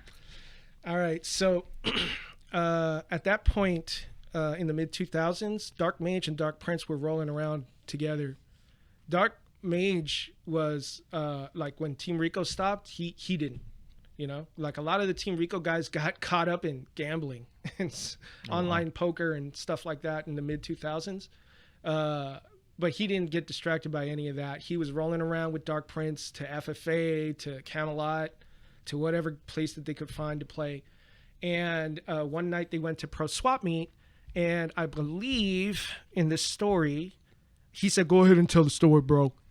I may not remember it. Look, it sounds about right." That's how the alcoholic haze, man. But okay. Dark Prince was driving that night, and Dark Mage was his passenger. Bill Wellman was there, and Bill Wellman perfected Dark Prince. I don't know if it was tournament or off the tournament, but you know, getting a perfect in Marvel 2, that's a stigma. Back then, yeah. It's practically impossible to get a perfect in Marvel 2. Very all you one-hit kill motherfuckers who can do it now and brag about how many perfects you got is still fucking hard back then. I think it's still hard today. Congrats on your execution. Yeah. But yeah, Bill, who I saw the genesis of his MSS back when he was in the Rico days. Bill fucked him up. And then Bill, he's like Jim Carrey in Living Color. You can put him in a group of black dudes and he'll have them all busting up. You know, he was a white dude from Temecula, but he's funny as fuck. So he really is. Yeah. And he was finding excuses. He was a smart dude. Like he found excuses like in Mad Libs to insert the word perfect to clown Dark Prince. He was like, "Yo, man, could you give me another one of those drinks? That would be perfect." Like he was just finding ways to say perfect to clown him. And everyone was laughing. And Dark Prince disappeared. And Dark Mage, you know, where's my ride? You know, so Oscar went looking for Dark Prince. He crossed the swap meet, went into the parking lot after looking for him everywhere in the community center. And found him in the car, but he was in the passenger seat. The glove box was open, and he had a gun. And he was stroking the gun. And he was, like, rocking back and forth with that smile and going, like, you know, like he was just muttering? Yeah, muttering like he was going to do something with it. And, Jesus. You know, Oscar was like, "Yo, what the fuck? Like, I need a ride home." Yeah. Yeah, so he was like, "What the fuck is wrong? Blah, blah, blah. It's cool, man. Don't worry about it." But Oscar talked him down. Yeah. And Oscar, when I checked back with him this week, he was like, "That sounds about right. I did that a lot." With Dark Prince. And cool, Dark Prince, like, you know, he would have fucking Beatrix Kiddo killed Bill. He would have killed Bill, man, if Dark Mage didn't talk him down. Yeah, he would have been Beatrix Kiddo. Shout outs to Kill Bill. Yep. Dude, what a crazy turn of events. Can you imagine if Oscar hadn't gone out to look for him? Right. How things would have played out. Who knows, because man. He was obviously contemplating it. I want Dark Prince to talk on this story. I never asked him, you know. The thing is, you know, when you're with homies and they're real, you know, like, and you hear some shit about them, you wait for them to disclose that. You don't say, "Yo, man, I heard some shit about you." You don't do that. You know, like if it's like some wild ass shit, like mandated reporter type shit, then maybe you want to ask them, you know. Yeah. Like, "Did you kill a motherfucker? Like, I can't hang out with you," you know. But like, if it was some shit like some drama, like you just waited for them to bring it up if they wanted to. Yeah. You know? Yeah. So I never brought that up with Dark Prince that I heard that story. I already knew to respect Justin, you know, growing up, seeing how he came up. Well, this is what that game does to you, though. It was almost like an extension of yourself. Oh man, like it's an extension of your physical self, and if somebody insults that, then they're insulting you. It can happen. And I think that his threshold for disrespect was just at a breaking point already. Hair thin. Yeah. Right? Yeah. And a lot of people in the community were like that. Nowadays, it's like you don't like people like to talk shit, but you don't really know who you're dealing with. Somebody who's already snapped and ready to do something. Somebody popped off at me at New Super in 2018 or 2019 because I think Watts reopened Super in Azusa April 2018, and he had to close September 2019. Right. In that little time span, he was running tournaments every single day. Like shout outs to Watts. Yeah, like putting in work. Yeah, hell yeah. And some guy from the 4 era, I think, he was playing on the Marvel 2 cabs. He had a line of fighting game cabs there that we called the pit because it was so close to the tournament area, and there was like no room for a group to amass behind the cab and wait for their turn. Right. So you had to kind of like file into the pit if you wanted to get your next. And there was some guy who was playing Marvel 2. He beat me. I was using double Wolverine, but I wasn't fucking with Marvel 2 back then, and he beat me with some kind of commando team. It might have been like Cable Sentinel Commando. And Team Scrub. Yeah, Team Scrub. Yeah. And it's not, that's not a brag to beat Wolverine, but I guess it's a brag to beat me. I don't know. But he won. I don't think he even knew who I was. And then I wanted to run back, and he just walked away. And yeah, back in the day, that was like, don't do that shit, Yeah, man. But he wasn't from back in the day. He was like a new schooler. He was like an 09er, which at that time he was an OG. If you're an 09er and you were in the game for 10 years, to me, you're an OG. So it was 2019 or so. Holy shit. So back then that was a sign of disrespect. If somebody wanted to run back and you just kind of walked away from the cabinet. I guess. Like, you could hold your L. Yeah. You could hold your L, but it was like if you saw them there for a long time and then all of a sudden he wouldn't do it. It's the same thing in Fightcade. Somebody ends the session and you're like, it's worse than holding your L, but whatever. It was what it was. I hated that shit, by the way, bro. I hate that shit. I didn't like it. And what I didn't realize, because I wasn't in tune with what was going on the tournament floor, which was a streamed tournament that Watts was also running, that he had been called. I didn't realize that because I'm an arcade guy, So somewhere between his match and then he got off his match, then he came and played me again, and I beat him. And then he tried to get a run back. He was reaching down to put his quarter in. I said, "Whoa, that would be wild if I just walked away right now, wouldn't it?" I just said that shit. Whoa! And he got pissed.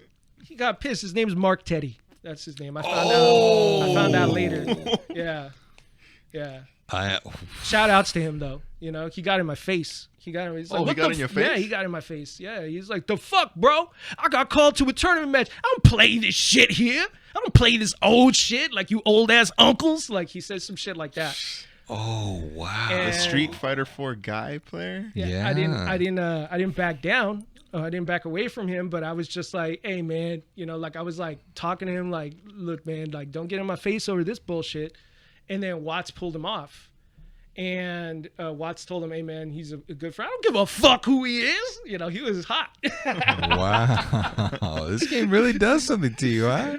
I don't know. Like, he was in the zone. He was playing tournament matches. He was in the zone. And, he was using Marvel to keep his hands warm, I guess. And we didn't reconcile or anything. But later I found out who he was. And I was like, oh, okay. So, he's just a young hothead, I mean, he's not that young. Here's the thing. Like, the way I see it, you can be a senior or junior in age, or you could be a senior or junior in the FGC. I never saw him back in the day. Maybe he was. Yeah. Maybe he was rolling around back in the day. But since I never saw him, that's why I consider him, young. But I think Watts said the same thing that you just said. I think Watts said, oh no, he's about our age. And I was like, well, I've never seen him before. And he was like, I never seen Joe before. Like, I don't give a fuck who Joe Zaza is. Yeah, I think that he was primarily a Street Fighter 4 player. Yeah. And Like I as, said, and I as missed you the mentioned, 09 yeah, you era. missed Right, you right. missed that whole era. Right. 09er, yeah. Yeah. So when you came back from the Air Force, did we already go over your transition from fighting game player to Supercuts? Are you ready to get into that? Yeah, sure. Because I think now you're at the point where you are done with Marvel too. I think I was done with the FGC. you were done with FGC in general. I was like, I'm an adult now. That's how I felt. So what compelled you to start this fighting hub for local players to come in and Life events, like I said, intimacy versus isolation. I got a divorce, and we hit the 7-year itch in our marriage around that time. So things started to become strained between, shout outs to the ex-wife, between her and I. She didn't like particularly coming back to Cali. When I was stationed, before I got out, I was in Fort Meade, Maryland, somewhere between DC and Baltimore. Okay. The NSA. And because I was an intel analyst, I had the opportunity to keep my security clearance and roll that over into a contract job, which Nice. could have given me 6 figures. That's awesome. And all I needed to do was get some certifications while I got out, and then I could just transfer into a nice 6-figure job. But my brother had passed away in 2010. My mother had passed away in 2012. Wow. Sorry to hear that. 2 of my grandparents died in the early 2010s as well, and my father was back home, and he wasn't taking care of his own health. My sister, she obviously was in a grieving state. She couldn't really nurse him, and she was becoming an adult of her own. So my dad was real sick, and I found that out in 2013 when my paternal grandfather passed away, and I actually got emergency leave to come back to Cali and bury my grandfather. And my father looked like he was going to die. So I said, I can't discharge from the Air Force and stay in the East Coast. You know, I got to come home. Yeah. I'd already felt guilty for not being home when my brother and my mother passed. Like, I felt guilty for joining the damn Air Force, you know? Yeah. So I said, I got to come back. And he told me that there was a job opening at the Social Security Administration in Riverside. Hey. I applied for that. But I was also suffering. I had a disability. And I filed for disability compensation with the VA. I got 100%. That's how I make my living now. Nice. Yeah, I'm retired. Shout out to that. I see that every single day at the federal building. Yeah, right. These veterans that come in, they've put in their time, and then they got to get paid. Yeah. So good on you for getting those benefits. Enjoy It was hard. man. Yeah. Yeah, it was hard. And it was also something I was going through kind of PTSD about because of being stationed in Maryland. I was by Walter Reed Hospital, where a lot of the wounded warriors come back home to, and they lose their limbs. And some of those guys don't get 100%. Yeah. And so for me to get 100%, I was tripping. I was like, I was going through a long period of time like, I don't deserve this shit. And my disability is pretty invisible. So people are like, you ain't disabled, you know, and I got to deal with that shit too. Yeah, absolutely. But I got out of the Air Force. My ex-wife was not happy about being in California. She even predicted that when we were out processing out in Maryland. She was like, I have a feeling if we go back to Cali, our marriage is going to end. And I said, well, then that's a self-fulfilling prophecy because I'm going back to take care of my family. I'm your family too. Yeah. You know, we had already discussed it, and she had seemed to agree, but in hindsight, her unhappiness was outranking whatever she was telling me rationally. Right. You know? So anyway, we got back.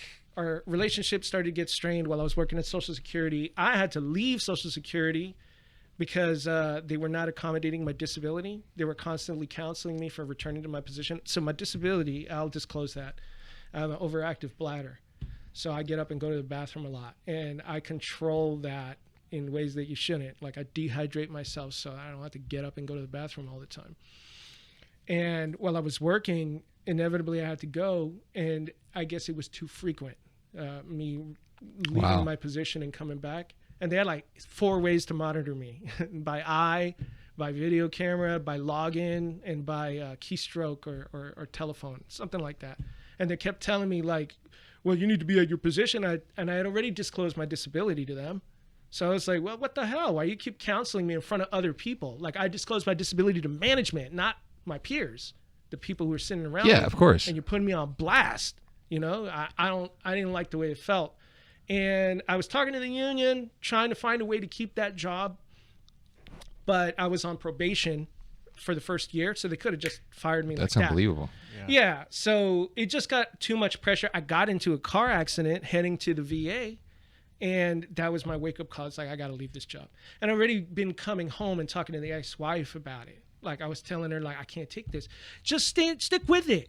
Like, she wanted me in place there for some reason. I think because she started doing things behind my back. And I kept telling her, I can't. And I hung out for months because of her. But when I got into that accident, I said, fuck it, I got to leave. So I did. And she wasn't happy about that because I was at home. And I had gotten my 100% by that point. So I was at home.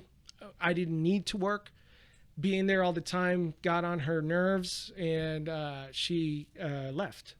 And she didn't leave until 2017. So during the time that our relationship was strained, that's when I started playing. And I did it really, really reluctantly. Like, I didn't want to pick up the stick again. I like bat tops originally. I don't like lollipop sticks. That's what we used to call them.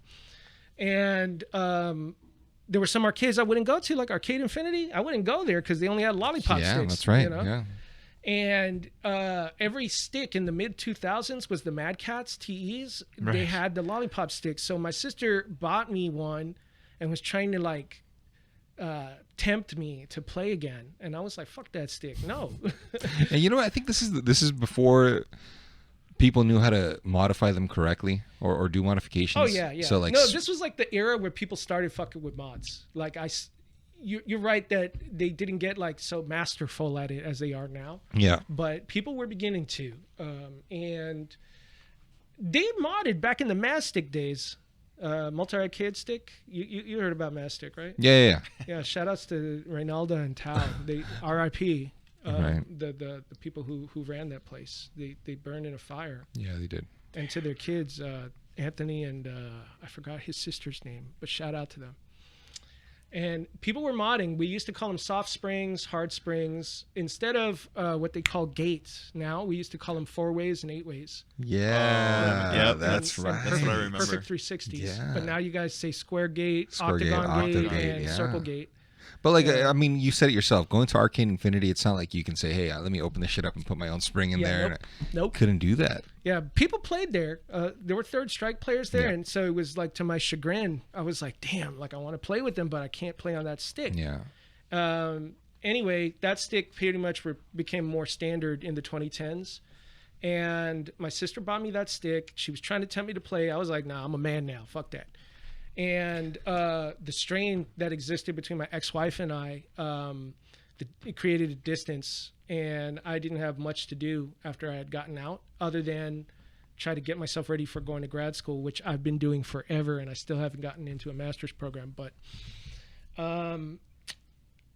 yeah, I eventually jumped on Third Strike Online. That was my next question: is what Right. was your weapon of choice? And it was Third Strike. Yeah, because somebody put the digital download of Marvel 2 on my PS3, and I played it, and there were some things that were just, they bugged me too much that like wouldn't happen in the arcade or the Dreamcast version. So, and One frame jumps. Wow, yeah. yeah, you guys could probably speak on that. Yeah, more. yeah. I just understood it intuitively. You know, you guys could probably break it down technically. Right. But I said, especially with lag, this was like my first encounter with lag. So I was like, this is impossible to play this game. I ran into a guy that I used to be able to beat. And this is not something that like I'm impugning or putting down, because he got way better. He got way fucking better.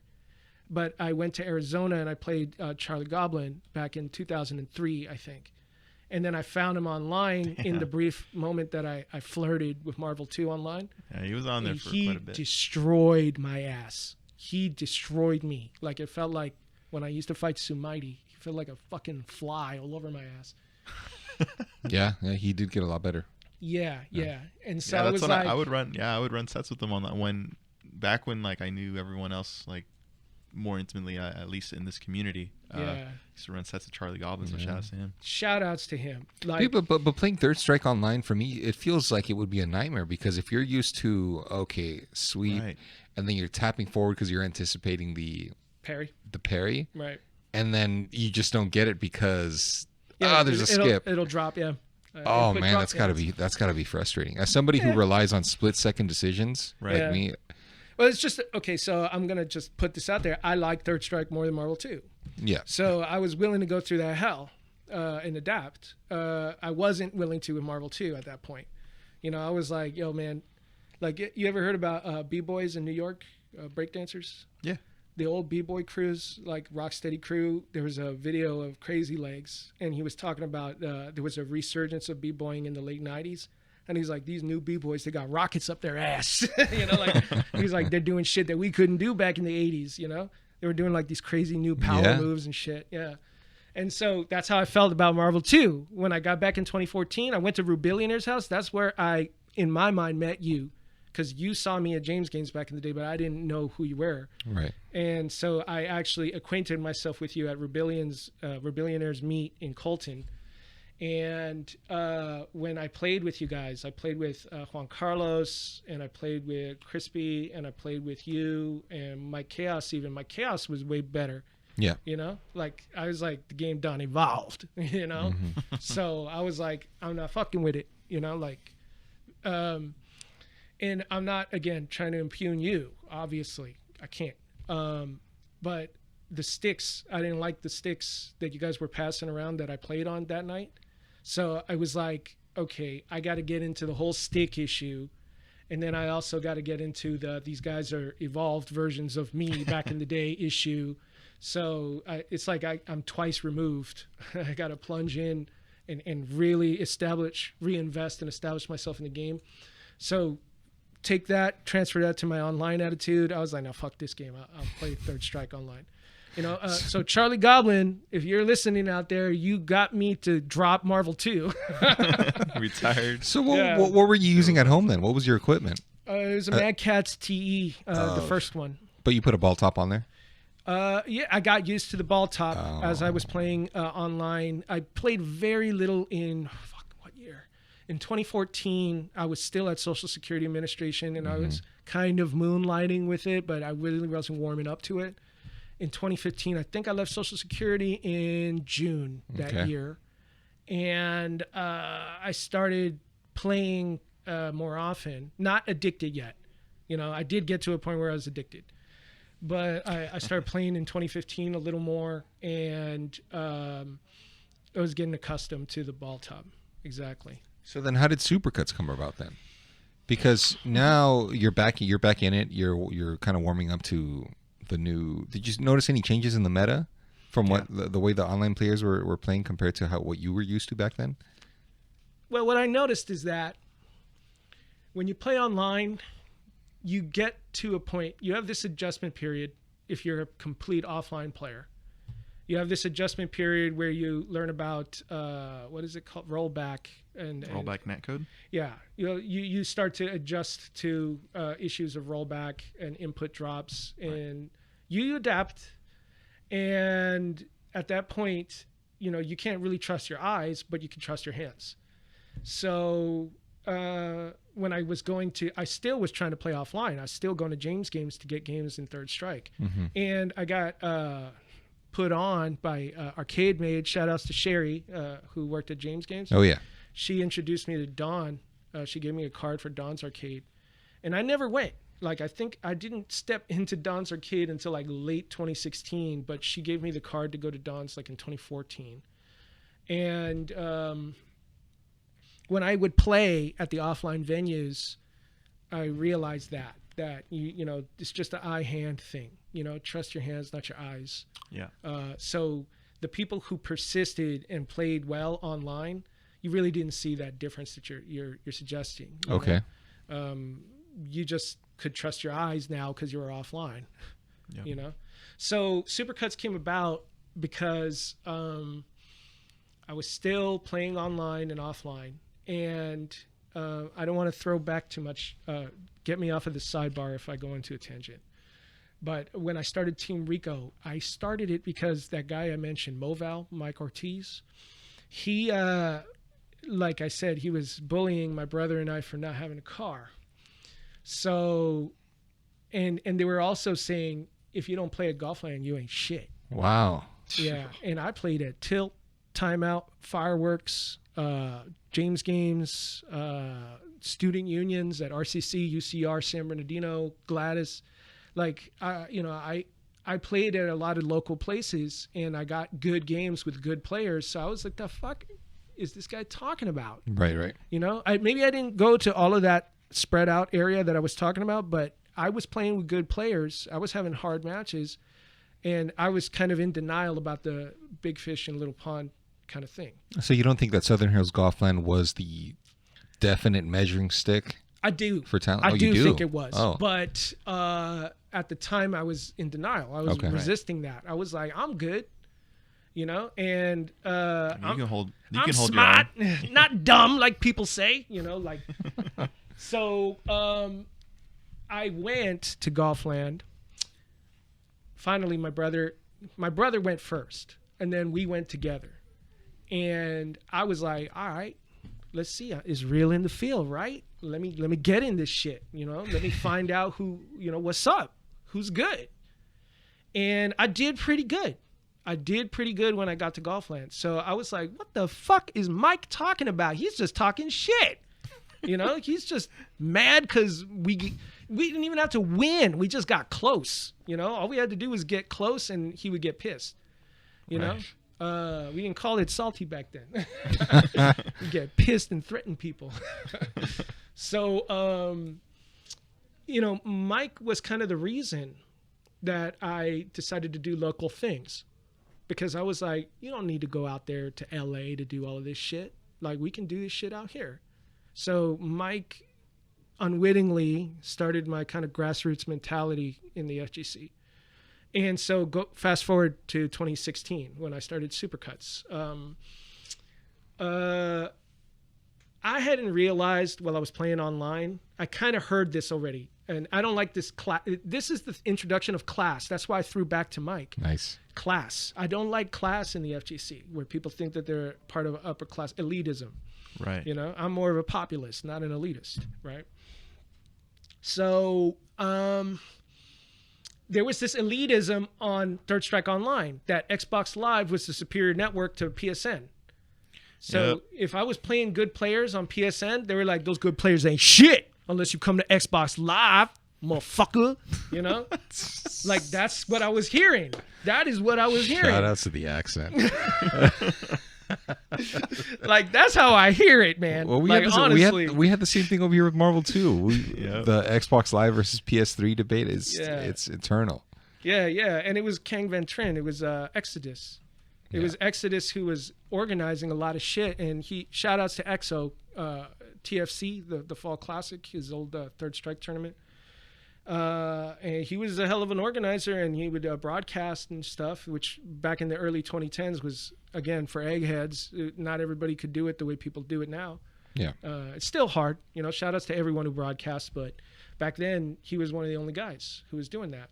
So that's why he got that notoriety, and he established that reputation for Xbox Live being better, in addition to whatever technical reasons they say that Xbox Live was simply faster than PSN or whatever. Yeah. You know, but I fucked with PSN. That's what I did, you know, because it was free, and I didn't want to play no fucking subscription. You don't want to pay $9.99 a month? No, I didn't want to pay nothing. I was like, I always hated that, man. I was like, I'm acting juvenile just for playing fighting games, you know, in my 30s. So why the hell am I going to go all in and pay for it? That was more my mentality. Makes sense. Yeah. So PSN, I was playing, and it was kind of the ghetto between the two networks. And I was like, yeah, I'm from the dirty ghetto, you know, like, you Xbox Live guys, you want a piece of my shit, come see me. And some of them, they played in both worlds. And they had this secret cabal WhatsApp chat among them. Oh, wow. And they were talking about me in that WhatsApp chat because some of the guys who would play me would message me and tell me like, yo, man, you're fucking 12. It's dope. It's fucking off the chain. Like, you're the only 12 player. What's up? Come to the WhatsApp chat. They were trying to get me to go in. And I was like, Groucho Marx. I was like, I'd never be part of any club that would have me as a member. You know, like, fuck that. You and your little third strike cabal can get fucked. That was my attitude. You know, so, you know, shout outs to everybody in the WhatsApp chat, though. Shout outs to the third strike cabal. And those guys, some of them were actually playing at Don's and the Boiler Room. And the Boiler Room is kind of, in my mind, it might not be, but in my mind, it was a extension or echo of FFA. Oh, really? Yeah, because Ricardo had the cabs, the big blues that he linked. Oh, I had no idea. In there. Yeah, and he maintained them, and he set them up for broadcasting. And a lot of the old FFA crew, shout outs to all of them, started playing at Boiler Room, named because, you know, pressure makes diamonds. Mm-hmm. And those guys were fucking dope. And so when I'd play a Boiler Room cat on OE, it was always like, damn, you know, it's always a hard game. And like I said, you don't even have to win. You just have to get close. Yeah. Especially with low tier, you know? Right. And because it invalidates so much of like, you know, I hear that shit all the time, dude. Yeah. I'll 10-0 somebody and they'll be like, yeah, but every match was close. Yeah. Or every match was. Yeah, don't get me wrong. Like Mike Khaos will do that to me. Like, you got to bring this up be like after I'm done talking about the introduction of Supercuts. My bad. Go ahead. It'll be like a first of 5 and I'll win like 5-1. And he'll be like, yeah, but like 3 of those matches I almost had you. Yeah, you lost. Yeah. Shout out to fucked. Mike. No, yeah, Mike knows how to hold his L's. But still. That's arguable that Mike knows how to hold his L's, but he knows how to hold his L's. So go ahead. So how do we go about this? Before we continue with the intro to Supercuts, I want to say you got to bring up Low Tier after this. But so I was playing with these OE guys. They were telling me that they were buzzing about me behind the scenes backstage, and I was like, like whatever, like talk to me offline. Really? Yeah, because that was always my thing, you know, talk to me offline. Don't talk about me online, you know. And some of them wouldn't talk to me when I got to Don's, you know. Some of them were giving me the cold shoulder. Eventually I established acquaintances and some rapport with some of those guys. Okay. But they didn't really validate me until Arliath, Thomas Shin. He knew me. He knew me from the Golfland days. He used to play with Ken I and Ed Ma. And when they saw me at Don's the day that Tom came, then all of them were kind of like, yo, you know, he knows Tom. You know, so they really weren't like validating me when I first rolled around Don's, you know. And I didn't care what they were saying about me online. So Supercuts was kind of born from that kind of class inequality, the same class inequality I experienced in the early 2000s, in the late 90s. You know, I was like, you know what? I got to do this shit again. Like, I got to host and organize a place for motherfuckers who are not getting validated by elitist groups, you know? And part of it was me sticking to not being cab too. Like I kind of in the mid 2010s, I was like, I got to pull new blood from the online group, not like try to get talent, quote unquote, in here. Like all of those guys who play at Don's probably don't want to drive all the way out to the boonies in Moval anyway. Right. You know? So I was like, let me grow new seedlings out here. So I recruited a lot of offline people from James Games, and I recruited some online people. I actually talked to people. I was that creep who would be like, yo, man, where you from? Online, right? And people would be like, I ain't going to tell you where I'm from. I'd be like, why not? Come chill. What was it? You got a low ping. You must be from SoCal. That's fast. And some of them, you know, I cast the net. I didn't catch too many fish, but I did. Why don't you have a seat right over there? I know. Daylight. I did it anyway. I didn't give a shit. With this bro. whole Dahmer thing coming up, bro. You know what I'm saying? This guy. Yeah, I've been accused of that. You like Capri Sun? Yeah. You-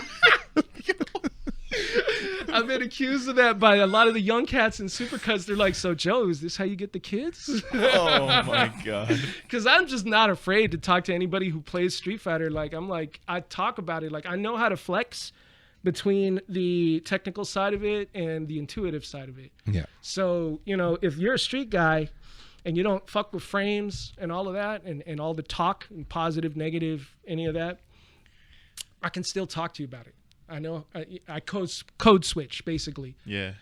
From street talk to college talk. Yeah, I was never a frame guy, man. Nice.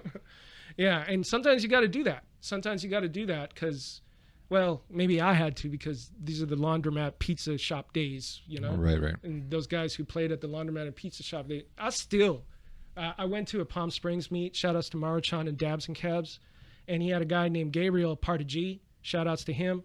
We were playing and I started streaking him and I knew exactly why. Like, it's funny because we were running. It was like first to infinity because everybody had gone to sleep. So he and I were just running at the end of the night. And he started getting rounds on me because I was basically playing on autopilot. And then I finally woke up out of my slumber and I was like, hey, I'm going to close the gap here. Like, I'm tired of him getting these fucking rounds. So I actually paid attention and then I focused up and I said, okay, now I can tell him technically exactly what's going on, like why he's losing. So then I gave him the last game. I got up. Maruchan has it set up head to head in 2 different rooms. So fucking dope. Nice. His setup. That's His sick. floor plan is dope. That's sick, man. So I walked into the other room and then I started talking to him. I was like, hey man, have you heard of this? Have you heard of that? And he immediately got put on the defense. Like, he was like, the fuck? He's like a street dude from LA. And I was like, oh, yo, I'm not telling you this because I'm trying to fuck with your head. I'm trying to tell you this because I want you to do better against other people. I guess that did the trick because he was like, oh, okay. Then you had to click. listening. Like, it had to click for him to listen. Right. And then he did. Like, I gave him an entire lecture after that, and he was like, yo, I never thought about it that way, Open up his mind a little bit. Yeah, you got a code switch. Yeah. Anyway. Yeah. So Supercuts 2016, I did that. I got people online to come out. Shout outs to High Ranking SRK. And it started out with just like 3 setups. And I had set up a PS4 for Street Fighter 5. Nobody played on that motherfucker. Yeah. Nobody. That's Like, we left it out there, 2 sticks, a couch, the monitor.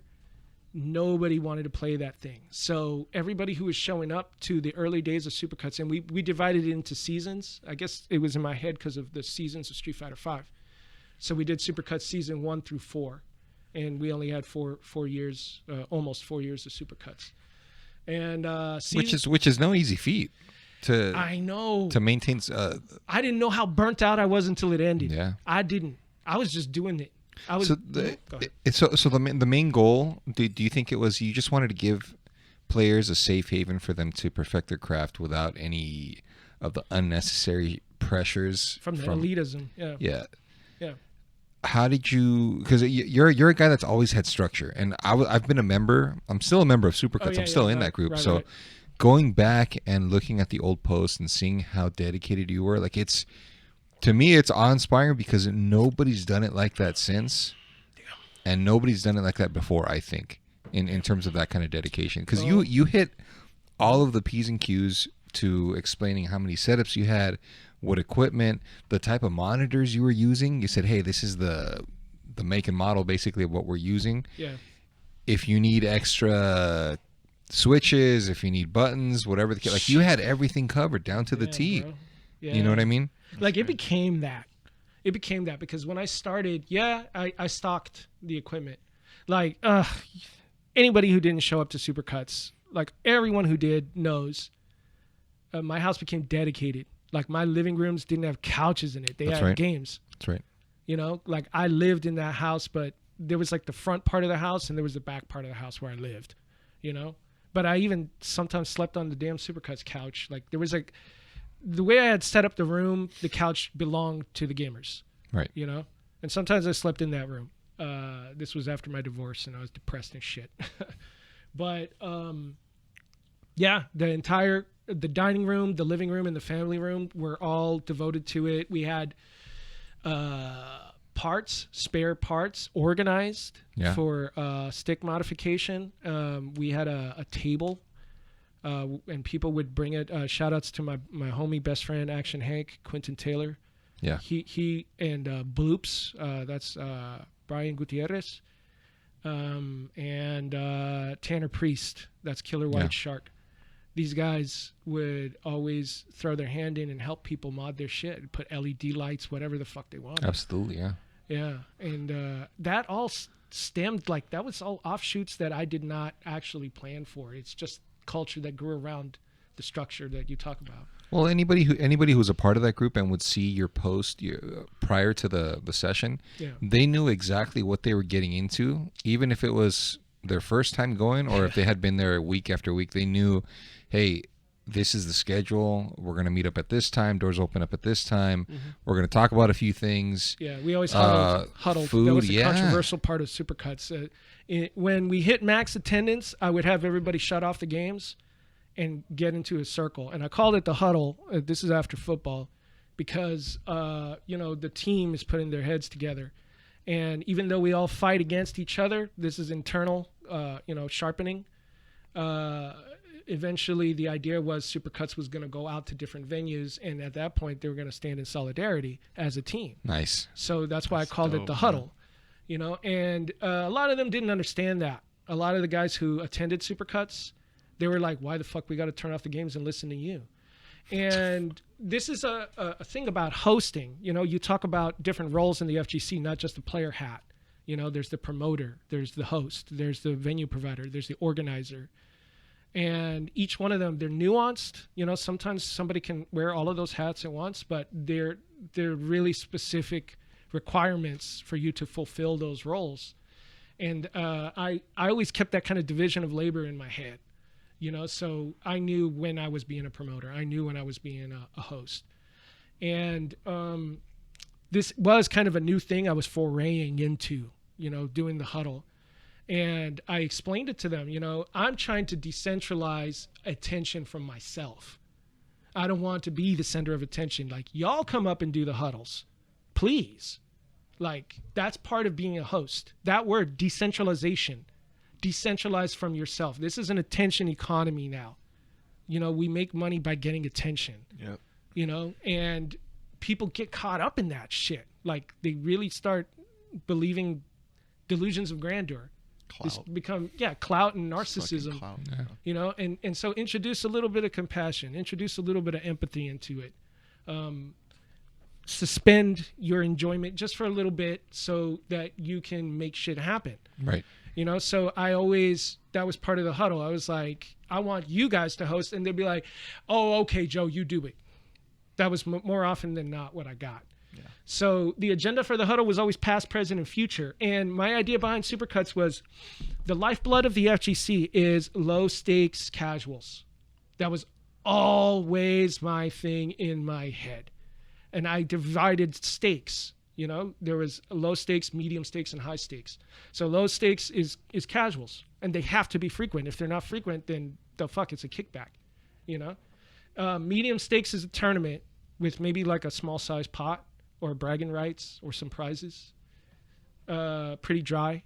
High stakes is when you start getting into, Marvel 2 has always lived at high stakes. Correct. Money matches or really big pot tournaments, like prizes that are like in the thousands. Yeah. Watts said that when he did New Super. My favorite game is Marvel 2, man. It's the only game with hype, bro. I've always... Does he sound like that? Yeah. I've always found that fascinating about Watson, though. Mm-hmm. Considering the fact that he is an OG Street Fighter 2 player. Yeah.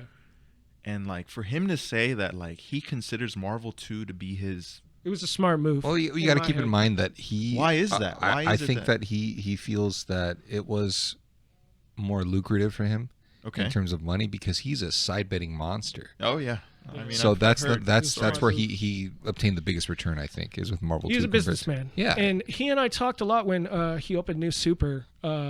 we were kind of contemporary venue providers, but he was on a level like business level. I was like a nonprofit. Yeah. Right. So he would ask me, and it didn't take long for him to realize when we were having those chats in his office, oh, okay, so you do it this way, but you do it that way because you don't have a bottom line.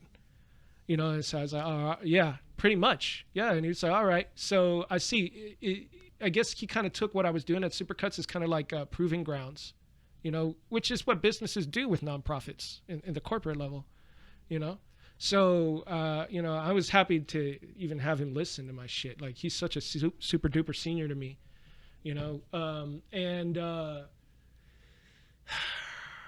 can you help me get back to what we were talking about before that? We were talking about the huddle. We were talking about the huddle, and I was talking about how that you always had structure, and there was always something to follow. Yeah. And you were always trying to put value behind why we're having these sessions in the first place.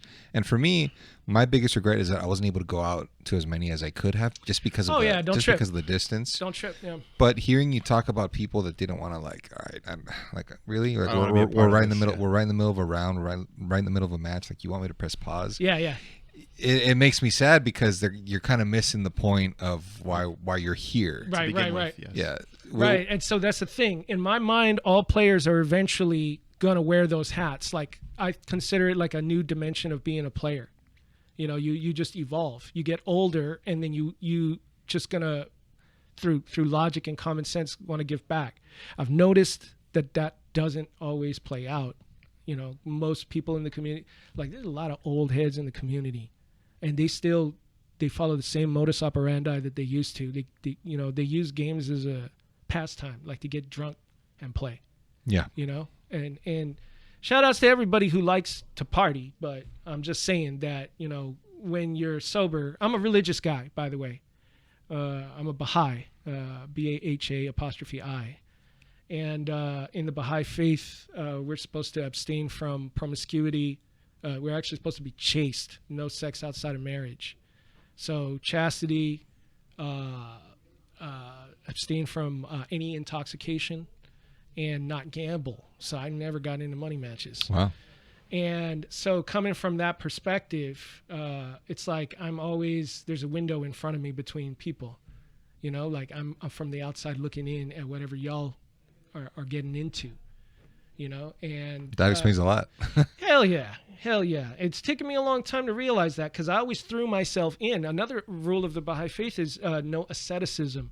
So we're not supposed to go into the mountains and pray and detach ourselves from what's actually happening in society. We're supposed to get into the mix. Wow. That's crazy. And it would be a lot easier, just like hijabs, like the covers that Muslim women wear in certain countries, to kind of prevent the man from lusting after them. Like, that's the reason it exists culturally. That's kind of a challenge, though. You're supposed to stay connected to society, but abstain from certain things. You're supposed to live austerely. Yeah. So I just threw myself in the mix, and I didn't see myself like apart from other people. And it's taken me a long time, like with a lot of hindsight, a whole collection of retrospection, to say, damn, that's why these guys won't take off the player hat and join up and do these organization level kind of stuff. Yeah. So I kept it structured, trying to lead these guys, these players, and Supercuts in a kind of a way. I love every single person who came to Supercuts, but it kind of came a failure to me, in the sense that these guys would always come and smoke out and drink. I always had them smoke outside of my house. Of course. Like the boiler room is got a reputation. Well, it's closed now, by the way. But the boiler room had a reputation for being a dank hole. Like, you went in there and you knew where you were at. But Supercuts, we had them smoke in their car, smoke out by the bridge, and they come into the fucking house blown. Like, they couldn't even play right, and they'd get drunk too. Like, they were drinking in my house. I didn't mind open alcohol containers in my house or anything like that. Yeah. So they get really drunk. I had some guys that I had to ban. I had to ban because they got too, they were driving home drunk, and I didn't want to condone that. Yeah. But not to mention that you were on your place was on base, right? Yeah. My place is on the old side of the March Air Reserve base. Yeah. So it used to be part of the Air Force Base, but then when the perimeter shifted to the reserve base, this neighborhood remained kind of in the civilian area, but it was a gated community. So everyone thought it was on the base, and that kind of helped with security. Like there was like this perception in their mind, oh, if we do anything here, it'll be a fucking felony. Yeah, you can't mess around. Yeah, and that's not true, but I'm glad to have had that perception. Yeah. But in the end, reflecting on Supercuts, I said, I was no more than a liquor store, like a corner liquor store. Like people, and that's not the truth. I still have players from Supercuts coming up to me and giving me testimonials for those 3.5 years that I was doing it, telling me, you changed my life and all of that. And I love them all. But I do know that it could have been better if the culture, the situation would have not had any intoxicants in it. Right. But you can't do that. Like I'm part of the broader culture, like this is SoCal, people drink. This is the left part of the country, the Democrat liberal side of the country, where we got free license to do all those things that the Baha'i faith forbids me from doing. Right. And I got to respect those people, so I can't be like, shut off all the intoxication. I maybe if I would have been brave, and then I would have caught less fish and things would have developed better if I was brave to do it, but not quite that brave yet. Yeah. I think that you did a lot for them, and like what we talked about last week is that it was it's a very thankless job. Fuck yeah. Yeah. I did want to share some of the quotes, certain select quotes that I obtained from the group, if that's okay. Sure. Joe would always post up a preliminary post, like I mentioned, before the session to kind of give everybody an idea of what they were getting themselves into. And then sometimes you would do a post-session post as well, kind of going over the results. Yep. Nobody has ever, I've never seen anybody do that. A recap, yeah. So you would post results. Everything had meaning behind it, I think. Yeah, thank you for noticing that. Yeah. Of course. And here are a couple of quotes that I wanted to share. Whenever you would kind of close off your post, you would say, thanks to everyone who continues to support quality offline play in an online world. Yep. That one stood out to me a lot because your stance was always, there's nothing like playing next to the person yourself. I agree. Yeah, like check it out, man. You just can't replace that experience. Yeah, I agree with both of you guys. Shout outs to everyone who plays online. Like, I'm not one of the old uncles. I used a good comparison. Joe Buttons and Lil Yachty, that interview where he was laying into Lil Yachty. And I'm from Generation X. I think Joe Buttons is born the year I was born, 1980. So I'm right there with him in agreement. Like, shout outs to skinny jean rappers, shout outs to mumble rap. But like, I'm right there with him in terms of like, how can you have done this to hip hop? Like online and the 09er generation, how could you have done this to Street Fighter? I have the same like pent up feeling in my heart about it. But unlike the rest of the angry uncles who wouldn't let go of their anger, I still threw my hat in organizing FGC community stuff, functions. And I knew I had to let it go. And that was another one of those conversations that I used to have with Watts at New Super, because he'd be like, so you train people? And I'd be like, yeah, like I make sure that, man, we grew up in the school of hard knocks. Like, we don't do that. We just fuck you up. And I was like, yeah, I know. I grew up in that school, but something I noticed about millennials. Okay, millennials are older now, y'all, right? What year were you born, Ivan? 88, actually. 88, yeah. Right. So something I noticed about millennials is they're the ones who kind of ushered in cancel and call out culture. They got a sensitivity. You guys get called snowflakes for it a lot, and I hate that too. But there's sensibility. It's just annoying, right? There's sensibility in your sensitivity. Like, you guys just became a lot more well-versed in the vocabulary of humanities, like psychology and sociology. You guys say terms that in the 90s were really academic terms, but you guys just use them all the time. You guys have an awareness of when things are inhumane. Right. Like bullying, cyberbullying was something that in the early 2010s, the millennials were like, this has got to end. There was that push, So I accepted that. about the millennials, that their sensibility and you guys' sensitivity. And so I try to find the sense in it whenever you guys would complain about things. And it isn't just you that's into it. Like, I got Generation Xers who tell me, like, you know, like I said, I used to bully people back in the day, even offline. You know, I used to call them out and tell them they sucked, and we'd give fucked up nicknames to people. Yep. You know, like, that's your name now. You know? No, what's your screen name? Nah, it's this.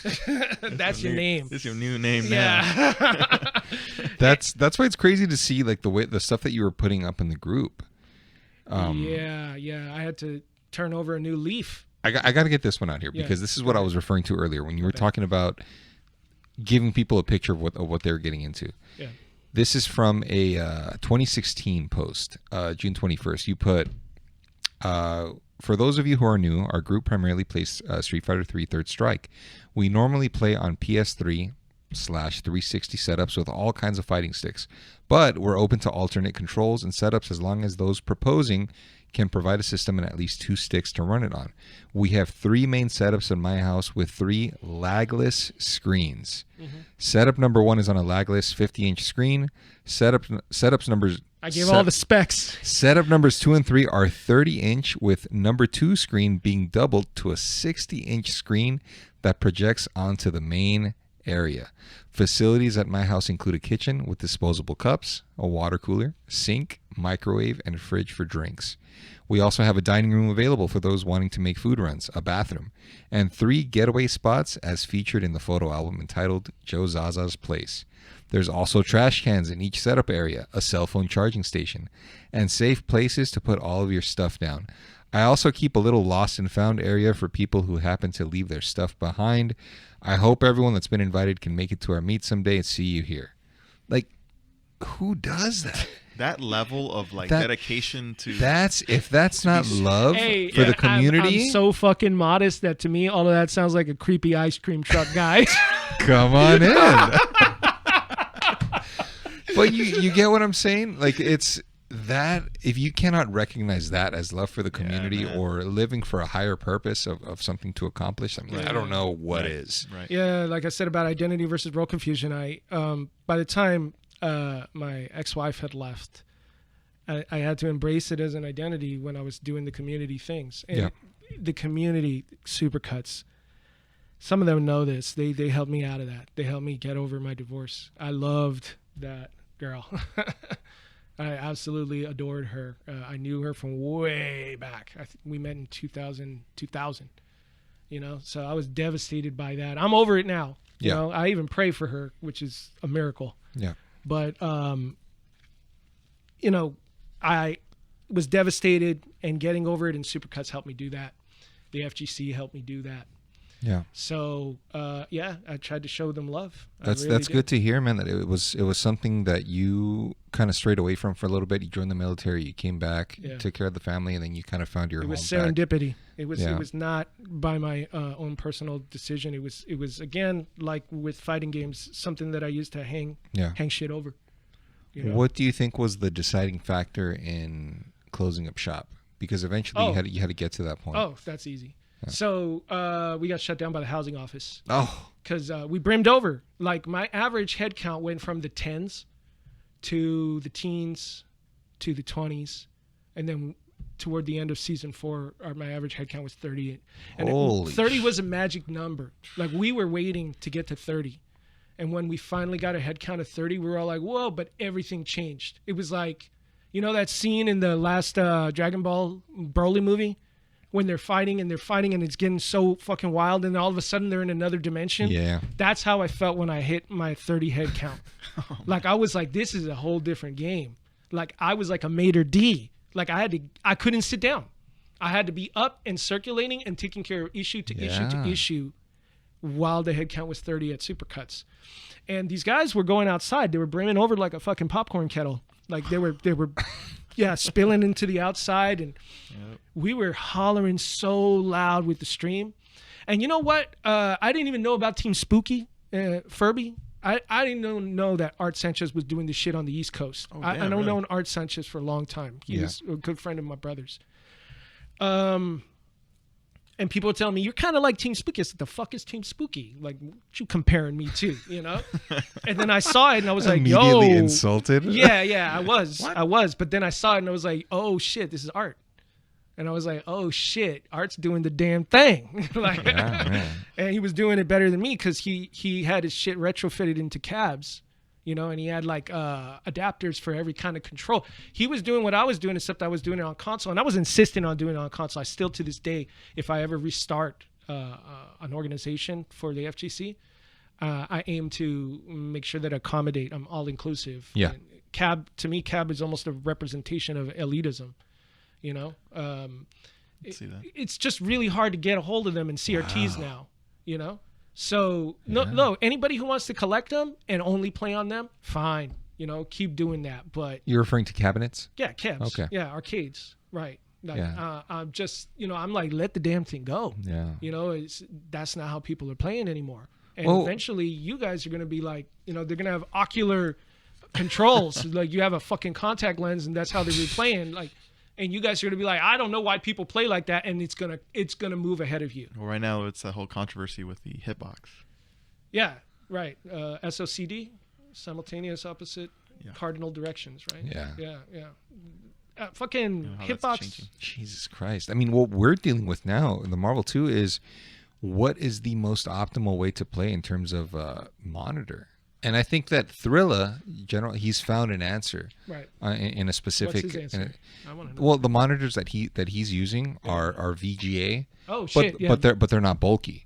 They're not slim. Big booty? No, they're very slim. And, slim VGA, huh? And right now he has 2 of them. He has 2 that he uses at his session. Our supplies need to and they feel great. Like shout outs to him for procuring that. But like our procurement in the FGC as organizers needs to improve. Like we need to start thinking about spending money.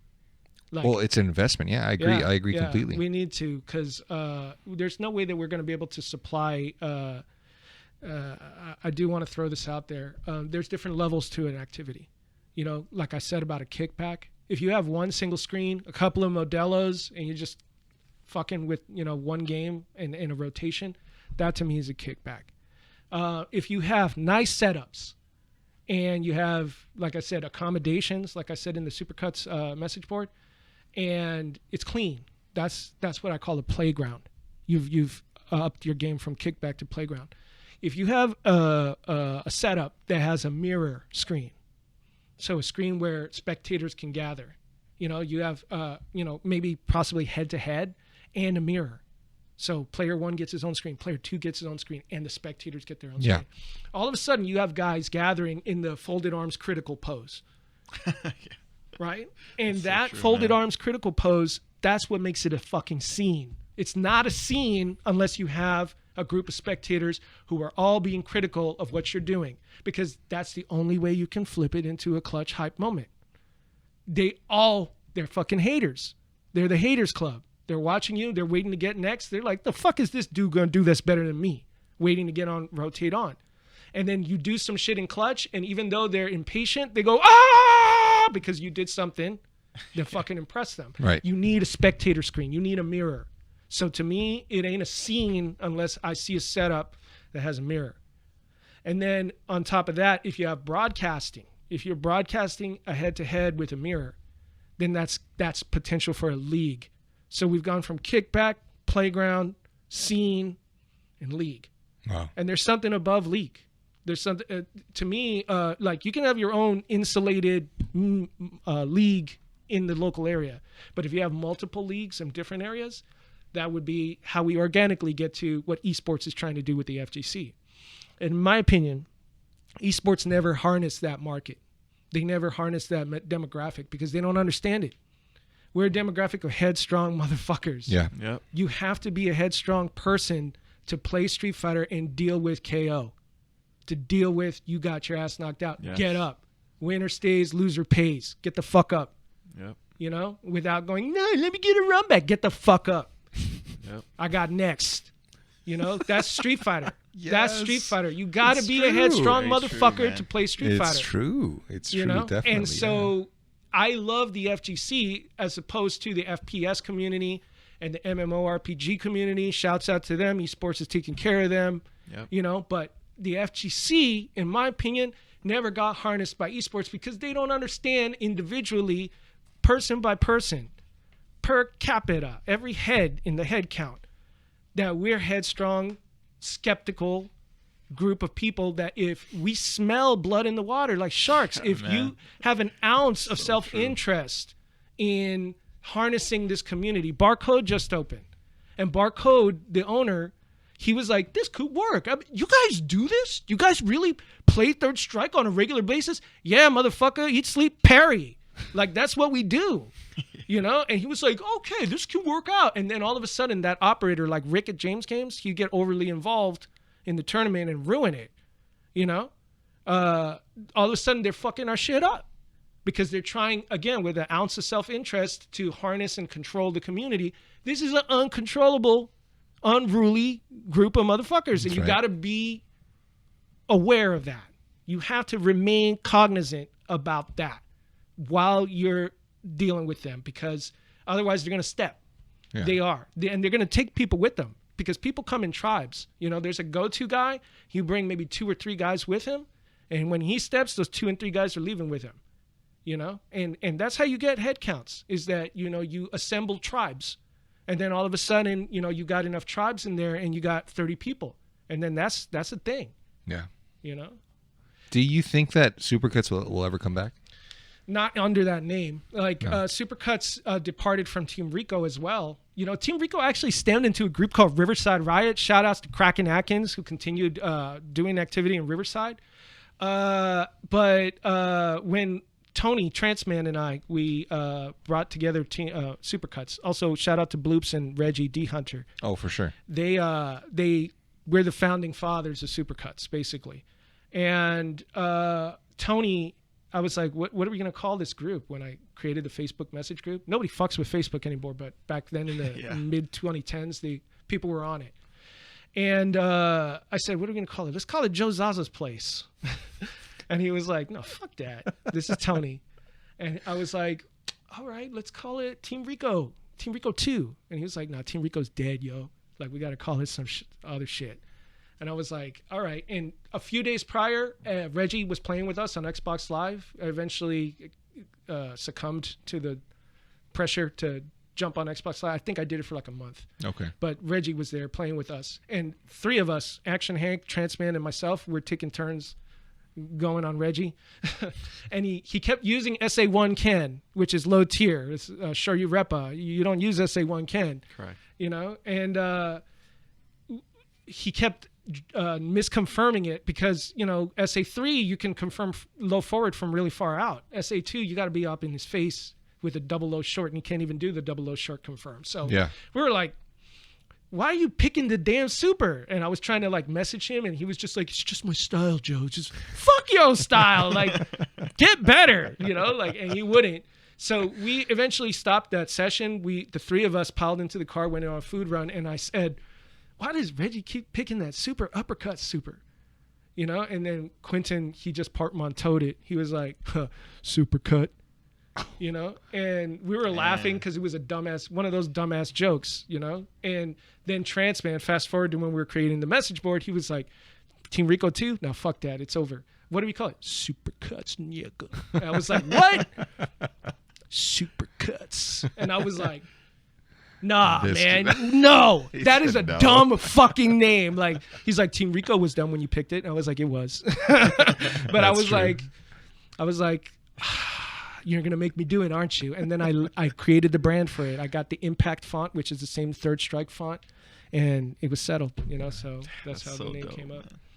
Yeah. All right, Joe, we're getting to the point where we got to start wrapping it up. I did have a few questions for you. Right. First of all, if you want to put your competitive hat back on, we need to talk about the run back. Is there any loss that you wish you could avenge present day? Yeah, definitely. It's Chris Schmidt. 2003 or 4, I don't remember, but it was a Evolution where we had a 3-man tournament, and I was on a team with Mike Z and Vegeta X, I think. And the team we fought was Taiji, Ace, shout out, Chris Schmidt, and Combo Fiend. And Combo Fiend always did me. Dude, trio of killers. Combo Fiend always hyped me up, and I think he could have whooped my ass. Like, we never had a public, real good match, but he always acted like he was scared of me. And I was like, you bullshit, man. Like, you probably whoop my ass. And he was like, no, Joe, you whoop my ass. And I was like, nah. But anyway, he was in the back, and I wanted to get to Combo Fiend because I wanted my high-profile match with Combo Fiend. And Taiji, Higher Magneto Crew, he fucking took out both of my guys in front. I was the anchor in the back, which Mike Z and I fought for. I showed up to the venue. It was Cal Poly Pomona, and there was a casual room, and Mike Z actually grabbed me and he said, hey, I think I should be in the back because my team is super good. And I was like, theory, bro. Theory. Like, I play at Golfland. I never see you at Golfland. Like, I play against good players. Like, let's fight for it then, because I should be in the back. And I beat him. Like, he had a great team. He was like Juggernaut, Colossus, and Tron. And some like It was Dr. Doom. Dr. Doom, yeah, Tron, and he used a Juggernaut. splash Yeah. for Juggernaut assist. Yeah. You'd set up with Tron. And to play that with Wolverine and not become a grease spot, you know, like I did it. Like, I beat him That's crazy, that day a lot. Like, I think we had like 10 games, and then I said, I'm in back, you know? And he conceded, and then he got taken out, you know? Yeah. But shout outs to Mike Z. He's still a good player. He's a good player. And the creator of Skullgirls. And the creator of Skullgirls. Damn right. But Mike Z in the front, Vegeta X, Taiji took him out.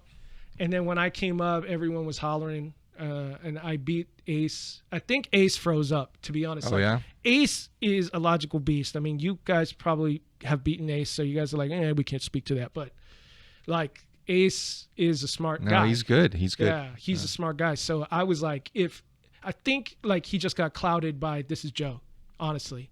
And that happens to me a lot. Like, a lot of people, when they fight me, they're like, this is a name. And then they play less. It's that pressure. Yeah, they play less good than they would otherwise, you know? So anytime I won high-profile matches, I always kind of dismissed them. But I beat Ace, and the whole crowd was hollering. And then I didn't know who Chris Smith was at the time. And I think he wasn't even a big name yet. You know? No, not yet. It must have been 03, 04. And I know vaguely he's known for MSP now. But if he's like a rush down, one hit kill MSP, check it out. Like, he ran for me. He won that match by running. Really? With Storm, yeah. And I dropped. This is my fault that I lost. My finger hit the wood instead of the button on a lockdown string that I was doing on him. And if I would have gotten that lockdown string, I would have taken him to the corner, and I would have maybe flustered him and took the match. But he got out and he ran. The whole crowd was like, boo, boo, because he ran from Wolverine. But he knew not to fuck with me. But afterwards, you know, people were disrespecting him, and I didn't like it. I said, I hate Storm after I lost, but people were disrespecting him, and I was like, don't do that. He won legit. And then Combo Fiend sees me afterwards. He's like, good thing you lost, Joe. And I was like, shut up, bro. I just wanted to get to him so that, you know, I could have done something. I think I would have lost, but at least I would have done something. Yeah. But, hey, I guess I did something. Shout out to Chris Schmidt. If you're listening, Joe Zaza wants his run back. I don't know if I'm going to train up to actually fight him, but maybe. Dude, aside from that, I mean, I already asked you about Supercuts, and if you feel like it would come back, you already said that maybe under a different name. Do you feel like you have any other unfinished business in the FGC? As a player? Just as an organizer. As a player, no. You know, I'm really flattered that you brought me on. I was really flattered when, like I said, I acquainted myself with you at Rebellionaires because you fought me. I didn't really even know clearly that you were the best in the room at the time. But that's so crazy to think about. Yeah. I was off the radar so long that I didn't know what I was stepping into. I thought Juan Carlos was really good. I remember that. But then I fought you, and I was like, no. This guy's even above, like, everybody else, you know. But I thought, you know, like I said, all these motherfuckers who are playing got rockets up their ass, you know. So I was like, I didn't know how wide the margin was. But when I fought you, I was like, you making this game feel like X-Men versus Street Fighter, yo. Like, you're doing, like, flying screen juggles and FSD, you know, you're doing some really crazy technical shit. And I think maybe because I had given you props, that endeared you towards me or whatever it was that made you say, no, I respect you a lot. I used to look at you at James games and this and that. And I was like, what? But it's true, though, because back in James games, like in the 2006, 2007, 2008, well, 2008 was kind of late, but definitely 06 and 07, I would get bodied by you and by Rick. Rick used to beat my MSP with Hulk, Dan, and I think Blackheart. Yeah, he used to use Blackheart, Doom, Commando, too. Yeah, and he would whoop my ass with that team, and I'd be like, what am I doing wrong? Well, I mean, if you want to talk about discouraging, and then I would try to, and then I one time I saw Rick playing X-Men vs. Street Fighter, and I'm like, oh, here we go. And then he picks like Dalsim, Juggernaut, Dalsim and Juggernaut, yeah. and Juggernaut can cancel into like his little grab. Yep. Oh my god. Yeah. So he's making everything safe. Yeah. Shout outs to Rick, man. Yeah. So you were giving me props, and understand from my era, you were only as good as your last game. If you lost, you suck. Everything about you sucks. Your shoes suck. Everything. You suck as a person. You know. So anybody giving you respect after you lost was like, you fucking with me. You know, like that's literally how I reacted when you were like talking to me. Yeah, I was rolling my eyes like, okay, here it comes, the mind games. You know. But then you were like sincere. Yeah, I mean, you know? I don't forget. I don't forget where I came from and who used to beat my ass. It and tripped all that. me out. It's just, it really tripped me out. Yeah. Like. And so I liked you. I was like, whoever this guy is, you know, that's what's up. And then later I learned who you were. Later I found out, oh shit, you know, like this guy's the king of the game now. And, you know, I know it might be arguable for you because I heard your Origins podcasts and you were breaking it down year by year and you were talking about the struggle. So yeah, maybe you were going through your struggle, but you know, you were fucking people up. So I was like, oh wow, you know, I didn't even know that I had, you know, rub elbows with you. I didn't even. And so that's why I came on the podcast, bro. That's why I came on. Dope. There's a lot of history, man. A lot of history. And that's why hearing everybody's story, it's really refreshing. Because there are a lot of things that you experienced that we didn't get to see. And the questions that we never got the answers to that you clearly were there firsthand or you heard or whatever the case was. And that's what it's all about, is getting the story out there. I can't believe we've been on 3 hours and... Dude, I know, man. I still got shit to talk about, but we do have some community questions. Quest for Life from YouTube. He wants to know: did certain characters from Marvel 2 make you more involved with Marvel Comics or Capcom Comics? Shout out to Quest for Life. Thanks for the question. This question is a little confusing, but I'm gonna try to answer it. I was into Marvel lore, like Bionic Commando and other obscure Capcom games. Oh yeah, Bionic Commando. Not Marvel lore, no, Capcom lore. Excuse me. Yeah, it's Capcom lore. Yeah. Yeah, right. And Spencer. And all of those characters that had showed up as assists or main characters in Marvel versus Capcom 1, I knew where they were from. So I was so invested in both Marvel and Capcom lore prior to all of this happening that it didn't really make me more involved with either or. You know, like if you want to ask that question, ask Combo Fiend. He worked for Marvel and Capcom. It's like, don't ask me. Yeah. Ask Combo Fiend. Anonymous user is asking, can you describe the satisfaction when you beat top players with double Wolverine? It's always a hard battle fought. I appreciate every match that I win. I got to deal with a lot of politics every match, even in the casual realm. You know, beating top players with that shit. Like, it's almost like I got to be apologetic. And I'm not, but like they hate me. Like I can't even show up to a casual. They will make sure I'm not in the rotation or that they get up from the machine before I catch them because it will expose them. And I understand that. You know, all the top tier players, you know, they don't want to get exposed like that. And it took me a long time. Like I used to, back in the day, I used to think like, damn, why are you being such a, you know, like a sissy about it, you know? That's how I used to feel. But over time I realized, you know, I'm throwing a lot of shade on their shine by winning with low tier. So it's not, to be honest, to answer that question, it is never satisfying to win with low tier. Well, it's definitely satisfying to the people watching it. There's this video on YouTube. If you look up MVT2 Joe Zaza, there's a video of you, Joe, versus Sumighty. Yeah. And on the description of the video, all it says is fucking right. Yeah. and it's one match.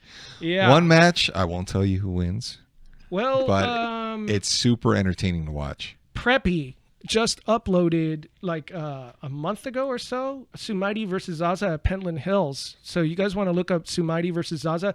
He fucks me up in a tournament match. I think it was the same venue, same time. And the match that got uploaded with the fucking right as the description, that is a casual match. So, you know, he took me in tournament. You know, Sumaiti, he's mighty, bro. Like, so I always put myself down. Dude, come on, man. Yeah. Anonymous user says he's asking, with all the top players using god tier characters, what made you stick to double Wolverine? Because fuck them, that's why.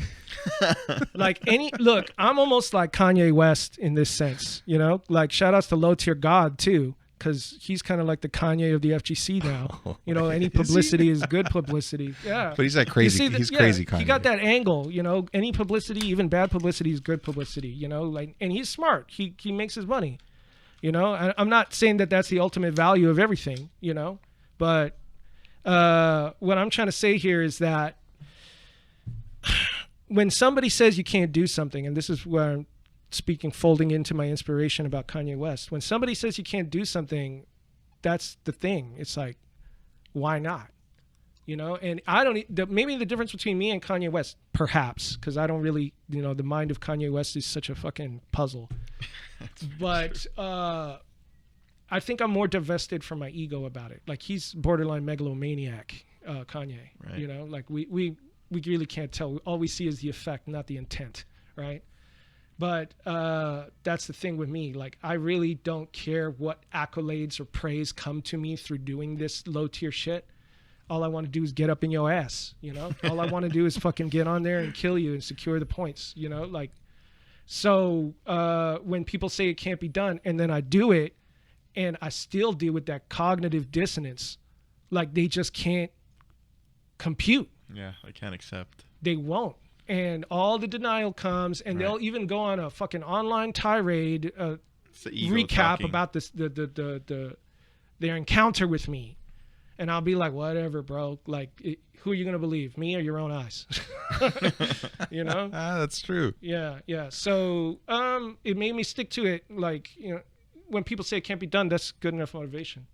I think that's where the respect comes from, even from people that you never knew personally, but they know of you because of that history. It's because you stuck to your guns. Sometimes I feel like Eddie Murphy saying that his tombstone's going to have the donkey from Shrek on it. He said, they ain't going to remember me. They're going to remember the damn donkey.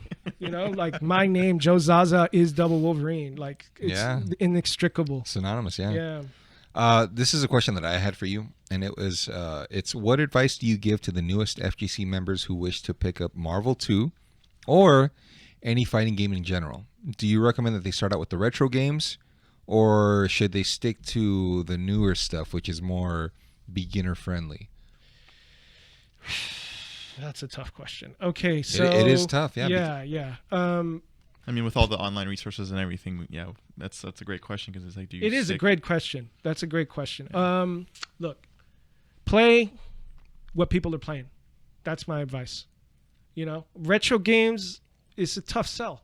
I mean, you probably know, because of all this, the you know, the work that you put in to try and attract people to continue playing Marvel 2, 22-year-old game, and me for Third Strike. And all of the guys who continue to organize Third Strikes things. The thing about the retro games is some of them stand out and speak for themselves. They still stand on their own legs. They're good games. But you got to realize that the new players, they come back to retro games for clout. It took me a while to notice that they're tourists, that they come back so that then they can go back to 5, back to 4, and brag and say, I gets down on Third Strike, gets down on Marvel 2. Yep. And, you know, card-carrying members of the FGC or people who lurk with their backs up against the wall. The first time I ever saw a lurker at Camelot, I was like, you post on SRK? Yeah. Are you in the tournament? No. Why the fuck are you here? Get your back up off the wall. Dance. Come on. What the? Like, I was like, what, a lurker in real life? I saw that in the mid-2000s for the first time. And, you know, what I'm trying to say overall is if you like fighting games, play the fighting game you like, and people are probably going to gravitate to the ones that have the most players. Play that. If you want to get into this retro shit and talk to the old heads like us, then, you know, don't just be a card carrier. Realize when you come to the retro games that you got to do more than carry a card. You got to play. You got to go through the learning curve, even if it's a fucking brick wall, you know, break through the brick wall like the Kool-Aid man and get good. Yeah.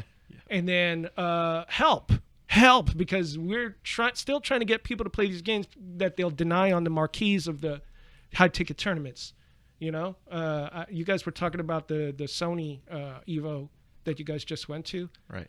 And you guys were talking about the logistics and how hard it was. And I was like, God damn, you know, we're still hurting. Like we got a procurement problem, you know? So if you guys want to, you know, slum into the retro games, help.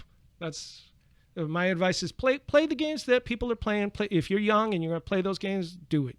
But if you're going to come and hang out with the old heads, help.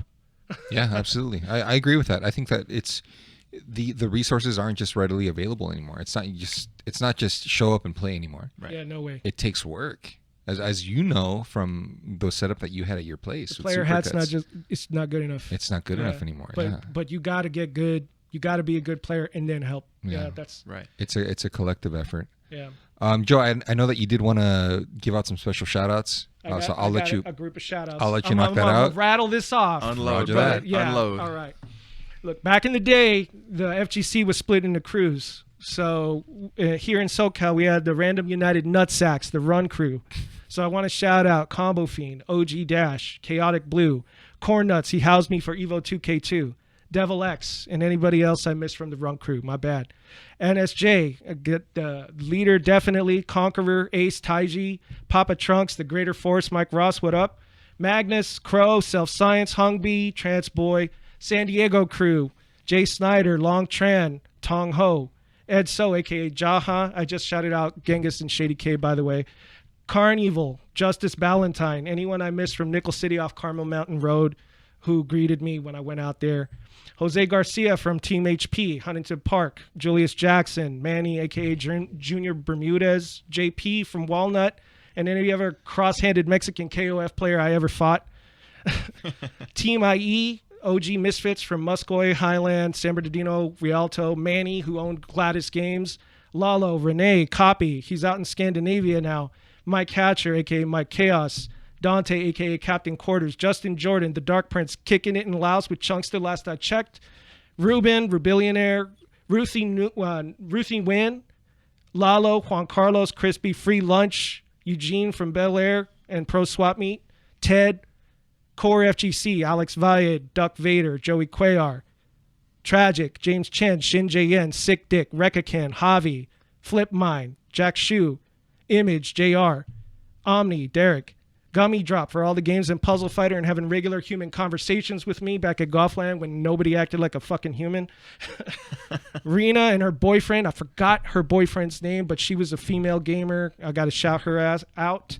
Cactus Boy, John Yamamoto, Jason Nelson, Dream TR, Jason Wilson, Tao Duong, Potter, Clockwork, Killer Kai, Sumighty, Reset, Amir, Fat Toy, Chunkster, Mike Zymont, Vegeta X, VDO, my OG Third Strike heroes, Ed Ma, Paul Lee, Ken I, a.k.a. Sex I, Tom Shin, a.k.a. Arlieth, Tomato, OG Kings of SF, Tomo Ohira, Tony Tsui, Mike Watts, Thomas Osaki, Jeff Schaefer, Jason Afro Cole, Graham Wolf, James Games, David Lee, Lon Bond, Asian and Arab Eddie, Trenchcoat Mafia, old homie who used to rock the silk Japanese shirts and lose his shit banging the arcade when he lost. We nicknamed him the Smash Brothers, and we ain't forget you. The Judge, that old 1982 pinball wizard who used to tilt the machines. Tech Bonus, Misha Ross, a.k.a. Dignity Sustained, Jake the Snake, Aaron Henley, Andy the 8-Bit Hero, the Welsh Weeb Goddess, the arcade maid, and of course, Rick the owner. OG Super Crew, What Up Neiman, Luca, Juan Meza, Sanchez, David Mayer, a.k.a. Lord Wolfgang Krauser, the New Schoolers, some of y'all inspired me too. Mark Teddy, Chris T, Tatarian. He was at the first James Games Street Fighter V tournament. Chris G, I met him at New Super. F-Champ, Kane Blue River, Infiltration, Smug, Punk, Ryan Gutierrez Gutex, I heard you're a dick in person, but your trials and tribulations have inspired me. Shout outs to Mike Ross, for chappelling the industry. Sorry I haven't visited you at Barcode yet. The man, Nerd Josh, Scott Sy, the OG Sal Padilla, a.k.a. 25 Sal, Wednesday Night Fights champ and content creator Bafael, old FFA crew, Frankie Third Strike, a.k.a. Hehe. Are you Hehe, Frankie Third Strike? Trolling and recording everything online? We still don't know who the fuck Hehe is, but if it's Frankie Third Strike, shout outs to him. Pyro Lee, Rennick, Ricardo, Kazi, the Boiler Room Boys, 5-Star, B-Trans, Sherwin, Cruz, Juan FM, Red Venom, a.k.a. Big Game James now, Tenren, my fucking hero, Van Bush, Mr. 12, Phil Herr, a.k.a. Jamboree, Neil Mesa and Ryan Bracamani from San Diego, Duralath and Green Joker, you're an asshole, Duralath, but I still love you. Vincent Perino, a.k.a. Snooze, Don from Don's Arcade, KD Alpha, Mopreem, Xian Chang, Yuki Spencer, D. Sean from Dallas-Fort Worth, Arizona players, Saber, Charlie Goblin, the whole crew that welcomed us in 03 and 04. Sorry if I forgot you guys' names. Las Vegas, Jason McGlone, a.k.a. the homie APOC. I love you, APOC. Danny Leong and his brother Philip, Ruin, Gunnar Mexi, he's up north now. Il Murray, a.k.a. the Barbara Walters of the Third Strike community. NorCal, Choi Boy, Spider Dan, Dave Serlin, one of my brother's good friends. Seth Killian, don't know if you started up there, but I know he's in LA now. A vague idea. Tony and Tom Cannon, Chris Schmidt, Randy Liu, Rhinox, a.k.a. Ryan Bracamani. Make sure you have a heaven spot saved for more masterpieces for your fallen homie, Braver. Brandon Caldwell, Cheney, a.k.a. Dr. B. I love Dr. B. I never met Dr. B, but I fucking love Dr. B. The goddesses Sophie Ortiz and F. Sung Cookie. Jason Kwan, Rolfo Castro, Ritana. Hawaii, Golden Nisbor, DJ B13, anyone I missed, forgive my Alzheimer's. Midwest, Cameron, Blood Urine, I love you. Clifford, the Big Red Dog. The whole crew who greeted me that one night at Omaha FFA with the big cab out in front when I was stationed at Offutt Air Force Base in the cold. You guys greeted me out there. I don't know all of your names, but the Midwest is dope. Chicago, I don't know anyone from out there, but I saw y'all local motherfuckers at Combo Breaker doing your things, so shout outs to Chicago. Minnesota, Bing Breezy, a.k.a. Lasco, from up in St. Paul. He's a keyboard warrior. Ruben Aiden, a.k.a. Big Bad Wolf, good Hugo player. Michigan, David Hernandez, a.k.a. Venkabot. Venkabot used to compete with me in the Supercuts stream, and he always had the #1 stream for Third Strike. Ty Law, a.k.a. Murderface, doing his thing from Manassas or somewhere out in the Green Virginia woods. Don't let anybody clown you for the Xbox control, boy. North Carolina, Exodus, he ain't out there no more, but for running TFC for so many years. And my man Trey in Supercuts. Juju, the Atlanta player from down south. Deku Scrub. New York, Mutant XP, shout outs to Jazzy Circuit. Nika KO, Frankie NYC. Anti-Shoto, he's got a Greek last name. It's Popofadopoulos or something because he likes to pop off. L.I. Joe, Justin Wong, Yipes, Wigfall, 360, Sanford, Executioner. Y'all inspired me. I never really crossed paths with most of you, but y'all inspirational. New Jersey, Fighters Destiny, Teen Hearts on PSN. He's a fucking Terminator Ryu player. Yes. He goes on Fightcade by World Warrior. Good fucking player, OG of the fucking New York scene. Teen Hearts, I love you. East Coast OGs, Eddie Lee, Art Sanchez. Art Sanchez received my brother Rick in Philly a long time ago, and I'll never forget that. Shout outs to Sabin and all of Team Spooky. Anyone who plays at Arcade Odyssey in Kendall, Florida. OE Trolls, Yish Hunter, Pi Zuri, Iron Man Combo, Jay Sneeds. Y'all some of the worst fucking trolls on PSN. G4 Knight, I still love all you guys. Fito Guitar Love, shout outs to Mexico, Sinaloa, and DF.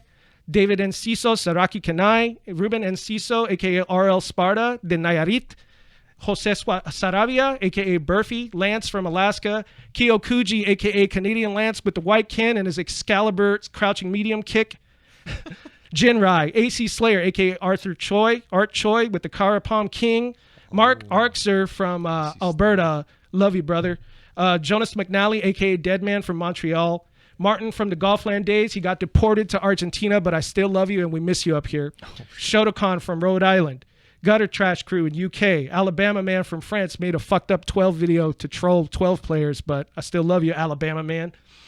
Luis Paredes and Gustavo Rojas de Peru. David Torres de Venezuela. the Hadoken Dojo Gamer Crew from Chile, Leonardo, Francisco, Diego, Dinochi, toda mi gente que todavía están jugando y organizando, te agradezco por su apoyo con mucho amor. Malaysia, Singapore, Indonesia, Papua, Australians and New Zealanders, my heroes from Japan, Chikyo Sodom, number 1, Kuroda, even though he's a perv now, Mester, Yakun, Tokido, Daigo, Onuki, MOV, Momochi, Rikamaru, Yamoda, Kuni, Kokujin, Tominaga, Sugiyama, Pino AB7, Hayao, RX, Matsuda-san for holding down Third Strike in Japan, Boss for always holding up CVS2, shoutouts to Silent Scope here in SoCal for holding that game down too, and of course, Supercuts, the core Supercuts people, Luna Amor, Lil Grims and his brother Wolf Eyes on PS1 control, Tristan Davalos, a.k.a. Ghost Train, Gauntlet, a.k.a. Jerome the Homie, Cody Hoover, a.k.a. Cody Third Strike, Seth Gallagher, Brotocon, Kufo Jesse, he's in Ecuador now, Hookie Dookie and his brother, Mad Booty Sweat, Moneyman Dan and his family, R.I.P. Irene, Stone Gamer, Champion, Real Deal Neil. I know that you guys have history with Real Deal Neil, but I still love that motherfucker. Empath and Frank the Tank for always coming down to the Supercuts. VW, Philosopher and Respect the Ages, Sick Dog, Johnny, a.k.a. Piopi, Frank Garcia, I think he's out in Ohio now, High Rankin SRK, Ironhead, a.k.a. Justin Swoboda, he's up in Oregon now, Rico, a.k.a. Takaru, he also left Cali, Alan McGowan, the Tekken player, Reggie and the West LA crew, Tsubaki, Marasalva Bruja, Lenny Cortez, Christos, the Ontario Babies, Tanner Priest, a.k.a. Killer White Shark, Hard Skittles, Art is Hard, and his brother Sailor Sanji, Alex, Dynamic Punch, I remember you, Los Chinos, the Boy Koi, In the Fall, Jordanak, Bird, Eli the Eel, a.k.a. Shockmaster, Green Giller, Ben, George, Briston, Juan, a.k.a. the LPMM, Nat, Didi, Ava for the photo at the going away at James Games. I missed you there, Khaos. I didn't see you. You left a little early. OC Boys, Epics the Red, a.k.a. Epics the Friend, Tyler, Maverick Hugo and Ninja Alex, Minotaur, A1 Sauce, Grayson from Riverside, The Isai, Decoy Mantis from Compton, Parted G, Shane Marquez, who just got into the NBA program at UCR, congratulations. Riverside Ride, Kraken Atkins, Undead Fred and Skull Bay, a.k.a. Sailor Bay, Brandon Inman, Raptor, a.k.a. Brandon Collins, True Gamer, Absolute Value, Ultra Lord, Steven Trailer, a.k.a. 16-Bit Tron from Victorville. I'm almost done, you guys. Semblance from San Diego, Smash Crew, Mystic and Kingslayer, Final Gambit, Mori, True Ace, IESB, Omega Cyclops, Heartlisp, Ocean Bones, Low Pro, Sea Fresh Kid, Dr. Sleepy, Ronin Hot Sauce, Lee Huson, a.k.a. Young Haas, Fishbeard and Junior Neck. Special shout outs to anyone who did any backstage work like providing their venue or put in work promoting, hosting, commentating. David Love, Skeletor, B-Pax, Sagemu83, I love you. Drudas, Bloops, Mama Bloops and his sister Danette, Akuma Batosai and Shirai, what's up? Jedi Illist, Myra and William Neal, Maruchan from Dabs and Cavs, Ahmed Hernandez, a.k.a. the Mexican Ninja, Brotocon, Anorak, Surrogate Arcadium for our first webcam. Team Rico, the man who started the UCR thread, Joe Ha, a.k.a. Colossal Skills, Chip Chai Sawang, Lucky Asian, Walter Lai, Waldo98, Thomas Onajart, Tom Tom the DJ, Marcos Mata, Keishan Caraway, love you, Oscar Oriana, the Dark Mage, Nam Tai, a.k.a. Namco, a.k.a. Strider Hear You, Pep, Jesse, Deus, Bell Wellman, Donovan McCrea, Don Sama Bin Laden, Tom Pham, Scary Tom, Ademola Thomas, Christian Garrido, Mike Ortiz and his brother Paulo, Quiet Oscar, a.k.a. Bloodsin, Lawrence, a.k.a. DJ Jago, son just became 1 year old, congratulations, Jalbert, a.k.a. Pigadokin, R.I.P. to your brother James, and I'm sorry I never got back to your DM, I love you, brother. Paul from San Bernardino, miss you too, fool. Emil Bacalia, Miles, Mikhail, and Melissa from Tilt, and I'm counting David Ammons. Tell those S ranks on 5K to give you a chance. Rest in peace to Tao and Reynalda Nguyen of Mass Systems, like Alex Villa said, the original FGC blacksmiths, and shout outs to the surviving children, Tony and Alex, the reasons for the horse and dragon symbols on the original designs. And my closest friends, Quentin Taylor, aka Action Hank, Richard Boyd, aka Low Roundhouse, Brandon Jackson, aka Zulu, Dante Boozer, aka SoCal Boozer, Tony Romero, aka Transman, locked up but not forgotten, Carlos Alviso, a.k.a. Tron, Cartron Zero, Quentin Fairchild, a.k.a. Gate. Anyone I forgot in this beautiful community, forgive me if I left you out, but big up to fighting gamers everywhere. Shout outs to my family, Pops Laffery, and my sister Hedia. And last but not least, my brother Ricardo Jr. Rest in peace, Dostrick. And my beloved mother, Delia. My mother used to say, happiness is not a matter of circumstance. It's an act of sheer will. So be happy because joy gives us wings. And mad love to females anywhere, everywhere. Even the ex-wife. I won't talk to her anymore, but God bless. Everything but the kitchen sink. Roger that. Roger that, sir. Wow, man. To be honest, closing things, but Joe, it's been an absolute honor to have you on the podcast. Joe, man, pleasure, brother. Thank you for Sorry for the long man. shout out, guys. Nah, man. You know, It's I exist well in a deserved. space. I exist in a space between family and community, and this community has always been there as my surrogate family. So no matter who I talk shit about, no matter who I reveal stories about, it's always in the context of love. I love everybody in the FGC. I love fighting gamers everywhere. Well, if there's one thing that we want to cement from this episode is that all of your hard work, all of your contributions, it definitely is recognized. And I want to make sure that everyone who's listening or who may share this with anybody else, guys, share this podcast so you can hear Joe's story and let it be known that he is definitely a pillar in the fighting game community.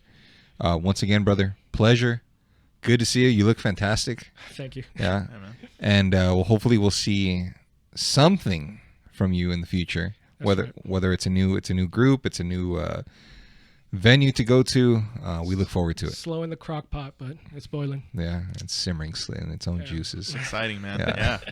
All right, guys. Thanks for listening. Once again, I'm gonna throw Joe's social media links in the comments. I'm sorry, in the description, so you guys can shoot him a follow, do what you got to do, and stay tuned. Thanks for listening, and we'll catch you on the next one. Thanks for everything, guys. And just special shout out to Tony Poets, which was one of Poetry. What's up? Makoto. There we go. Yeah, so Joe actually knows him. So shout outs to you, Anthony. And then also Jeff Rocks, who also plays a lot of Urian as That's well. my boy right there. Yeah. Yeah.